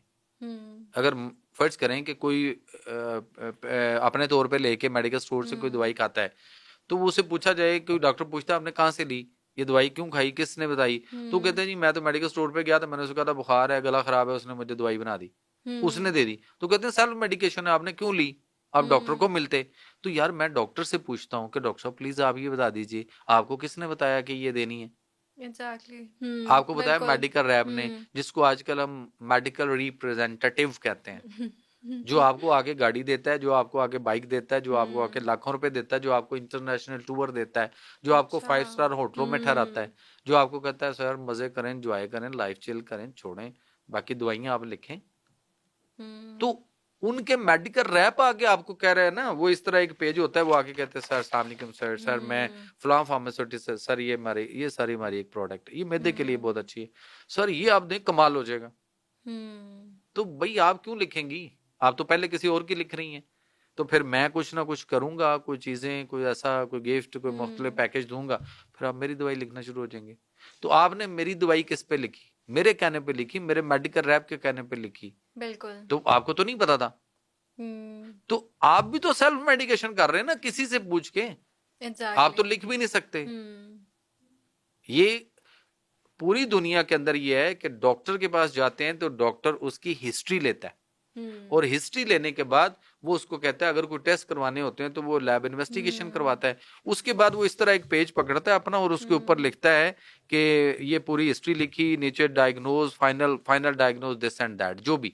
और उसके बाद वो क्या लिखता है, फॉर फर्दर ट्रीटमेंट और necessary action refer to the pharmacist या डॉक्टर ऑफ फार्मेसी, कि आप उनके पास जाओ। फिर वो आपको ये पेज देता है, ओवर टू यू एंड जाएं जी आप उनके पास। वो फार्मासिस्ट देखता है कि आपको जितने मसले हैं डायग्नोज क्या हुआ, एक चीज फाइनल हुई, उसके ऊपर उसको आपने एक दवाई देनी है या दो देनी है तो वो एक आध लिखेगा। अगर दो खानी है तो वो आपको दो नहीं दे सकता, वो ये देखेगा ये दो डिफरेंट केमिकल्स हैं, अगर मैं इसको बॉडी के अंदर एक साथ भेजता हूँ या थोड़े से वक्फे के साथ भी भेजता हूँ तो ये दोनों मैदे में जाके एक साथ जब मिक्स होंगे तो ये इसके अंदर बहुत ज्यादा बम धमाके करेंगे, ये इसके अंदर ड्रोन अटैक करेंगे। वो नहीं देता। लेकिन यहाँ वो डॉक्टर जो है वो ये तो यहाँ पे 15, 18, 20, 21 गोलियां लिख देता है। सुबह उठ के लोग 8-10 गोलियां खाली पेट पहले खाते हैं, फिर बाथरूम तक जाते हैं। तो इसका मतलब है कि एज अ डॉक्टर हम डॉक्टर हैं, लेकिन डाल से डॉक्टर है, डाल से ड्रग डीलर है, डाल से डीलर है, एक प्रॉपर्टी डीलर है, एक ड्रग डीलर है। वुड यू डिसाइड आपको कहाँ जाना है। आपने पैनाडोल का पूछा, 7 साल हो गए Panadol was ban in Pakistan. अच्छा। खा रहे हैं ना। पैनाडोल से ही बुखार उतरेगा या बुखार बगैर किसी दवाई के भी उतर सकता है? उतर सकता है। कैसे? अब वो तो आप बताएंगे। हाँ मैं बताऊं। आप गर्म पानी को गर्म कर लें, किसी बाल्टी में ले लें और उसके अंदर उसके पांव पिंडलियों तक जरा डिप कर दें, ठीक है। और उसको आपने आधा घंटा उस गर्म पानी में बैठाना है। अगर पानी ठंडा हो रहा हो तो आप उसमें और थोड़ा सा गर्म डालते जाएं और आधा घंटा उसको बैठाएं। आधे घंटे में क्या होगा कि अगर आपका बुखार 101 है या 102 है या 103 है तो हाफ पॉइंट पहले बढ़ेगा, उससे परेशान नहीं होना, हाफ पॉइंट बढ़ेगा। और जब आधा घंटा पाँव रख लेंगे उस पानी के अंदर और जब बाहर निकालेंगे तो उसके बाद आपका बुखार अगर 104 पे भी था तो 100 पे आ जाएगा, बगैर किसी दवाई के। ब्लड प्रेशर बढ़ गया किसी का, बगैर दवाई के नीचे आ सकता है। उसके पाँव जो है ना उनको गर्म पानी में डाल के उसको 10-15 मिनट बैठा दें, उसका ब्लड प्रेशर नीचे आ जाएगा। जीरा सफेद ले लें, हर घर में होता है। कुकिंग करते? मैं नहीं, कम चलो थोड़ा सा करना शुरू कर दो। जीरा होता है घर में, सफेद जीरा, हाफ टी स्पून जीरा, आधा चम्मच जीरा सफेद ले लें और 3 छोटी सब्ज इलायचियां ले लें। उन इलायचियों को काट के आधा आधा करके तो वो पानी में 1 गिलास पानी में डाल दें, इन दो चीजों को। अच्छा। और इसको चूल्हे पे रखकर आप इसको उबालना शुरू करें। जब ये पानी गर्म होके उबलते हुए जब ये 1 गिलास, आधा गिलास रह जाएगा तो इसे नीचे उतार के आप स्ट्रेनर से छान के आप इसको कप में डाल लें तो आपका 1 कप कहवा तैयार हो गया। इसमें हस्बे जायका गुड़, शहद, गुड़, शक्कर या शहद, इनमें से कोई चीज शामिल कर लें और इसको नीम गर्म पिए। आपका ब्लड प्रेशर नीचे आ जाएगा। ठीक है। लेकिन हमें किसी ने कह दिया कि ब्लड प्रेशर के लिए रोज दवाई खानी है और ब्लड प्रेशर को रोज कंट्रोल करना है। बहुत बड़ी हमाकत है और जाहिलियत है। अगर आप रोज ब्लड प्रेशर कंट्रोल करने की दवाइयां खाएंगे जो कि ब्लड प्रेशर का इलाज ही नहीं।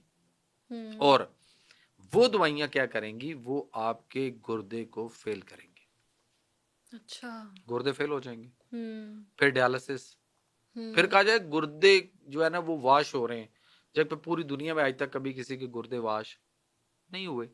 अच्छा, मशीनों पे क्या हो रहा है, हम्म, खून साफ हो रहा है, और हमें ये कहा जा रहा है कि जी गुर्दे वाश हो रहे हैं। और ओके, अगर आपके डायलिसिस हो भी रहा है तो हम्म, आप उसको डायलिसिस को इलाज मत समझिए, वो खून साफ होता है, 2 दिन अच्छे गुजरते हैं, तीसरे दिन बिल्कुल, पारा उसी मशीन पे है। इसका मतलब है, एग्जैक्टली, इसका मतलब है कि आप उस तरीका इलाज में जो कर रहे हैं वो तो करें, हम्म, लेकिन तरीका इलाज चेंज करें, तिब्बे हम्म, नबवी या नेचुरोपैथी की तरफ आए। तो हम्म, नेचुरोपैथिक सिस्टम जो है ना वो आपके गुर्दों को ठीक कर सकता है। गुर्दे हम्म, आपके दोबारा, आपके हम्म, गुर्दों के अंदर हर गुर्दे में 10-10 लाख फिल्टर होते हैं, अच्छा, जब वो ठीक होंगे तो आपके हम्म, गुर्दे वर्किंग करना शुरू कर देंगे। हम्म, तो इसलिए अल्लाह ताला का जो निज़ाम है, जो निज़ाम सेहत है, अल्लाह ने जहाँ शिफा हम्म, रखी है, अल्लाह ने फरमाया कुरान के अंदर, वनुनज़्ज़िलु मिनल कुरान मा हुवा शिफ़ा व रहमतुल लिल मोमिनीन, कि हम्म, बेशक हम नाजिल करते हैं इस कुरान में ऐसी चीजें जिनमें सरासर शिफा है, और ये हम्म, बाइस रहमत है मोमिनीन के लिए। जी, और अच्छा, दुआ किससे मांगते हैं हम, अल्लाह शिफा, अल्लाह ताला से, अल्लाह ताला से, कि अल्लाह हमें शिफा अता फरमा, अल्लाह हमारे फलां मरीज हम्म, को शिफा अता फरमा। हम्म, लेकिन अल्लाह ने शिफा जहां रखी है वहां ले नहीं रहे, और जहां है नहीं वहां जाके शिफा ढूंढ रहे हैं। मैं हम्म, आपको एक क्वेश्चन देता हूं, मैं आपको एक चीज हम्म, बताता हूं, एक चैलेंज करता हूं, 1 लाख रुपया इनाम दूंगा हम्म, अगर आप गूगल से जाके पूछ लें, गूगल पे जो पूछे मिलता है, आप उस पर हम्म, लिखें कि गूगल हमें ये बताओ कि अंग्रेजी किसी एक गोली का नाम बताओ जो दुनिया की किसी भी बीमारी का इलाज करती हो। कितना बड़ा चैलेंज है। नहीं करती, हम्म, तो गूगल आपको कहेगा कोई भी नहीं है, हम्म, कोई एक गोली भी नहीं है, एग्जैक्टली नहीं किसी का करती, नाम नहीं बताएगा। तो फिर हम कहाँ जाके बैठ रहे हैं जहाँ जिनसे हम इलाज ढूंढ रहे हैं, हम्म, कैसे ठीक होगा, है ही नहीं, कोई इलाज ही नहीं है। तो हम वहां पे बड़े बड़े अस्पताल बना रहे हम्म, हैं, और बनाने चाहिए हमें, हम्म, और कैंसर के अस्पताल बना दें तो कैंसर ठीक हुआ। नहीं, जिन चीजों को आप बायोप्सी करवाते हैं, फर्ज करें हम्म, जो बायोप्सी हो रही है कैंसर की तशखीस के नाम पे, हम्म, वो कैंसर को बिगाड़ रही है, कैंसर बना रही है। नहीं भी हम्म, कैंसर तो कैंसर हो जाएगा, हम्म, तशखीस। उसके बाद पेट स्कैन हो रहा है, उसके बाद केमोथेरेपी हो रही है, रेडिएशन थेरेपी हो रही है, सीटी स्कैन हो हम्म, रहा है, एमआरआई हो रहा है। ये इन्वेस्टिगेशन की जो टूल्स हैं, या जो हम्म, जिसको केमो रेडिएशन रेडियोथेरेपी इलाज समझ के किया जा रहा है, ये हम्म, कैंसर बिगाड़ते हैं, कैंसर बढ़ाते हैं, कैंसर को पैदा करते हैं, कैंसर को हम्म, मजीद बिगाड़ते हैं, बंदे के इम्यून सिस्टम को लेट डाउन करके बंदे को मारते हैं, और हम इसको इलाज समझ के लगे हुए हैं। हम्म, कोई वर्ल्ड में एक डॉक्यूमेंट ऐसा नहीं है जो हम्म, पब्लिश हुआ हो, रिसर्च पेपर जिसको आप कहते हैं। आप भी यूनिवर्सिटी के स्टूडेंट ना, आपको बिल्कुल, पता होगा रिसर्च पेपर कैसे छपते हैं, हम्म, किसी जर्नल्स में। जी, और वो जो डॉक्यूमेंट्स हैं, कोई एक डॉक्यूमेंट आपको, कोई एक एविडेंस नहीं मिलता पूरी दुनिया में जो कैंसर को इन चीजों के साथ ठीक करके दिखा चुका हो। बल्कि वो कहते हैं इनसे दूर रखो तो आपका मरीज कम तकलीफों में, कम अजियतों में आपके साथ ज्यादा अरसा हम्म, जिंदा रहेगा। मेरे पास बिल्कुल, पूरी दुनिया से पेशेंट आते हैं, मुख्तलिफ मुल्कों से आते हैं, मैं हम्म, मुख्तलिफ मुल्कों में विजिट करता हूँ। हम्म, कैंसर हो, नजला जुकाम हो, हेपेटाइटिस हो, फालिज हो, हम्म, या हार्ट प्रॉब्लम हो, या कुछ भी हो। अब यहाँ तो लोगों के गुर्दे में हम्म, पथरियां, एक और बहुत बड़ा अलमिया हो रहा है यहाँ पे, पित्ते में पथरी कही जा रही है जी, पित्ते में बिल्कुल, पथरी हो जाती है। एक और चैलेंज देता हूँ यहाँ पे, पूरी दुनिया का कोई एक डॉक्टर जो पित्ते में पथरी कहता है कि ये पित्ते में पथरी होती है जी, आप पित्ता रिमूव करवाएं, आप ऑपरेशन करवा लें, कोई हम्म, दुनिया का डॉक्टर पित्ते में पथरी साबित करे, कहता है ना, साबित करें। जी, तो मैं सारी जिंदगी उसका गुलाम, उसका नौकर, उसका बटमैन, उसके घर में, उसके ऑफिस में, उसके क्लिनिक में, उसके हॉस्पिटल में झाड़ू टाकी पोछा तपड़ी। तो सर ये जो हम स्कैन्स कराते हैं कि इतना साइज है, इतना साइज है, तो फिर किस चीज का साइज आता है अगर पथरी नहीं है हाँ, अंदर? बेसिकली पूरी दुनिया के डॉक्टर पाकिस्तान को निकाल हम्म, के बाकी दुनिया के जो डॉक्टर्स हैं वो उसको लिखते हैं बाइल। बाइल, ओके, बाइलिरूबन होता है उसके अंदर, वो पित्ते में जो हम्म, ग्रीनिश सा लिक्विड होता है उसको कहा अच्छा, जाता है बाइल, बाइल सुफ्रा उर्दू में। हम्म, बाइल पिगमेंट, बाइल अच्छा, पिगमेंटेशन। हम्म, मेरे पास परसों एक पेशेंट आया कनाडा से इलाज के लिए हम्म, पाकिस्तान, कहता जी वहां भी वो कहते हैं ऑपरेशन करवा ले, मैंने नहीं करवाना, मैं मुझे पता चला मैं पाकिस्तान आ गया हूँ इलाज के लिए, हम्म, बगैर ऑपरेशन के आप पित्ते की पथरी का इलाज करते हैं। उसकी रिपोर्ट देखी, उस पर लिखा था बाइल पिगमेंटेशन। हम्म, और यहाँ पाकिस्तान के जितने डॉक्टर की आप अल्ट्रासाउंड देख लें वो लिखता है stone stone stone. Exactly. Stone होती ही नहीं, अच्छा। स्टोन बन ही नहीं सकती। कोई डॉक्टर ओके। पित्ते में पत्थरी, मैं क्यों कह रहा हूँ कि मैं नौकर ऐसे ही हम्म। थोड़ा जाऊंगा उसका, बिल्कुल। कोई चैलेंज तो हम्म। मुझे पता है वो प्रूव ही नहीं कर सकता कोई, इसलिए कि पित्ते में पत्थरी बन ही नहीं सकती। अगर पित्ते ओके। के अंदर जो पानी होता है उसके दो चार कतरे, वो जो हम्म। सुफरा बाइल है वो ब्लड के जरिए सर्कल करता हुआ हमारे हम्म। मसाने में, हमारे की नाली में, हमारे गुर्दे में जो हम्म। जेन्युइन स्टोन होती हैं, जो कैल्शियम ऑक्सलेट की हम्म। होती हैं, फास्फेट की होती हैं, यूरिक एसिड की होती हैं, या हम्म। इन तीनों का मिला जुला कंपाउंड स्टोन जो होती हैं, हम्म। इनको तोड़ने में कुछ लोग कहते हैं ना मेरी खुद ब खुद निकल आती हैं, हाँ जी। आप ही निकल जाती हैं। तो हम्म। कैसे निकल जाती हैं? पित्ता, उसका पानी सुफरा वहां पे जाके बाइल जो है, बाइलिरूबन जो होता है वो जाके उसको टारगेट करता है और क्रश करता है और तोड़ता है, ओके। पत्थरी बनने नहीं देता। हम्म। और जब भी किसी के गुर्दे में पत्थरी बनेगी मसाने में या नाली में और रुकेगी, तो इसका हम्म। मतलब है पित्ते का सही रोल अदा नहीं हुआ, वरना वो उसको बनने ही ना देता, टिकने ही ना देता। अच्छा सर, ये बताएं, आज हम किसी चीज को, एक चीज जो बड़ी कॉमन है कि अक्सर हम किसी दरवाजे को या गाड़ी से निकले हैं, गाड़ी के दरवाजे को हाथ लगाएंगे, या अक्सर हमारे पास कोई बहन भाई बैठे हैं, कुछ भी उनको हाथ लगाएंगे, एकदम से करंट लगेगा। तो हाँ ये लगता क्या है। चीज है और ये क्यों होता है? हाँ या अक्सर अब मैं बैठी हुई हूँ, मैं पेपर को हाथ लगाऊंगी, एकदम से ऐसे जोर से करंट देखिए लगेगा। हमारे यहाँ पे ना नर्वस सिस्टम है, हम्म। ब्रेन है, उसके पे नर्वस सिस्टम है। नर्वस सिस्टम के अंदर ये है कि हमारे वहाँ पे मोटर न्यूरॉन सेल्स होते हैं, जी। और वहाँ से उसमें से करंट निकलता है, वो हमारे हम्म। रामक्स में, रीढ़ की हड्डी में, और वहाँ से मुख्तलिफ हमारे बाजुओं की तरफ और हमारे पूरे जिस्म में हम्म। से होता हुआ पाँव तक, और पाँव से जमीन के साथ, कशिश शकल के साथ अर्थ करता है, जिसकी वजह से हम हम्म। जमीन पे खड़े हो सकते हैं, चल फिर सकते हैं, बैलेंस होते हैं। ओके। अच्छा, अब वो करंट जब हमारे हाथों की तरफ भी आता है हम्म। तो एक लहर की शक्ल में आता है, निकलता है, फिर दूसरी लहर जब वो निकलती हम्म। है, फिर तीसरी, फिर चौथी।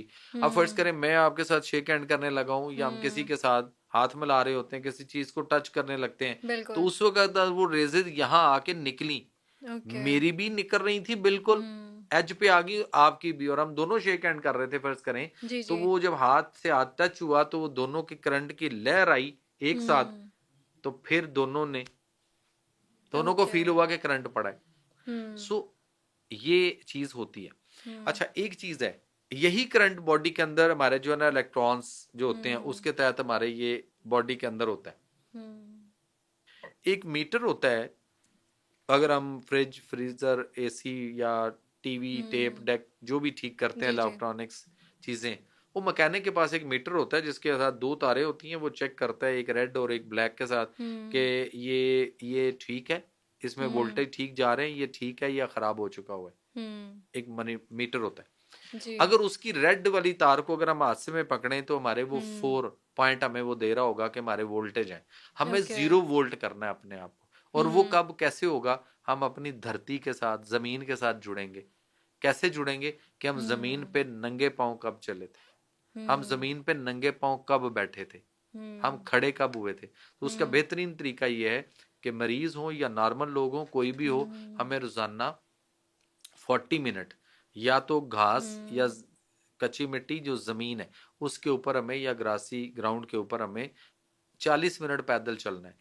हम्म। या नहीं चलना तो आप जी। कम से कम, जैसे हम बैठे हुए हैं इसी तरह हम किसी जमीन के ऊपर बैठे, वो फर्श नहीं हो, हम्म। पत्थर नहीं हो, टाइल नहीं हो, चिप्स नहीं हो, मतलब जी जी। जमीन हो। तो जमीन के ऊपर हम बैठे रहें और पाँव नंगे करके हमारे दोनों पाँव जो वो जमीन के ऊपर पड़े हों इस तरह। हम्म। तो 40 मिनट अगर हम बैठेंगे तो हम 0 वोल्ट हो जाएंगे, ओके। और इसके साथ हम्म। बेशुमार फायदे होंगे जो हमें हम्म। पता नहीं, लेकिन वो कब कैसे पता चलेगा? मैं कहता होता हूँ 1 महीना आप करके देखें, तो ओके। आपको 1 महीने में, पहले हफ्ते में जो नताइज आपको नजर आएंगे अपने अंदर, अच्छी पॉजिटिव तब्दीलियां, वो नोट कर लें। अगले हफ्ते में और, अगले हफ्ते में और, 1 महीने के बाद हम्म। आप कहेंगे कमाल है जी, क्या ये रेसिपी दे दी और मुफ्त में दे दी, हमें इस पे अर्थ करना हम्म। चाहिए। हम इसको कहते हैं 0 वोल्ट करना। ओके। बहुत ही इंफॉर्मेटिव सेशन था और बहुत कुछ सीखने को मिला। And thank you so much for your time. आपका बहुत शुक्रिया, और आपके हम्म। चैनल का बहुत शुक्रिया जिन्होंने मुझे मौका दिया, बुलाया, और हम्म। जो आपके व्यूवर्स हैं, जो आपके लोग जी। देखने वाले हैं, वो यकीनन उन्होंने बहुत कुछ सीखा बिल्कुल होगा। बिल्कुल। और हम्म। इंशाल्लाह आप आइंदा जब भी जिस मसले के लिए, किसी भी काज के हम्म। लिए जब आप हेल्थ के लिए बुलाएंगे, जी। किसी भी मसले में, तो इंशाल्लाह हम फिर जरूर है भी हाजिर इंशाल्लाह। हैं। तो व्यूअर्स, उम्मीद करते हैं कि आपको ये पॉडकास्ट अच्छा लगा होगा और इससे आपने बहुत कुछ सीखा होगा। तो इस पॉडकास्ट के बारे में अपने ओपिनियंस कमेंट सेक्शन में जरूर बताएं, और ऐसे ही इंफॉर्मेटिव पॉडकास्ट देखने के लिए हमारे चैनल टीबीडी डिजिटल को सब्सक्राइब करना ना भूलें। मिलते हैं अगले पॉडकास्ट में नए गेस्ट के साथ, तब तक के लिए अल्लाह हाफिज।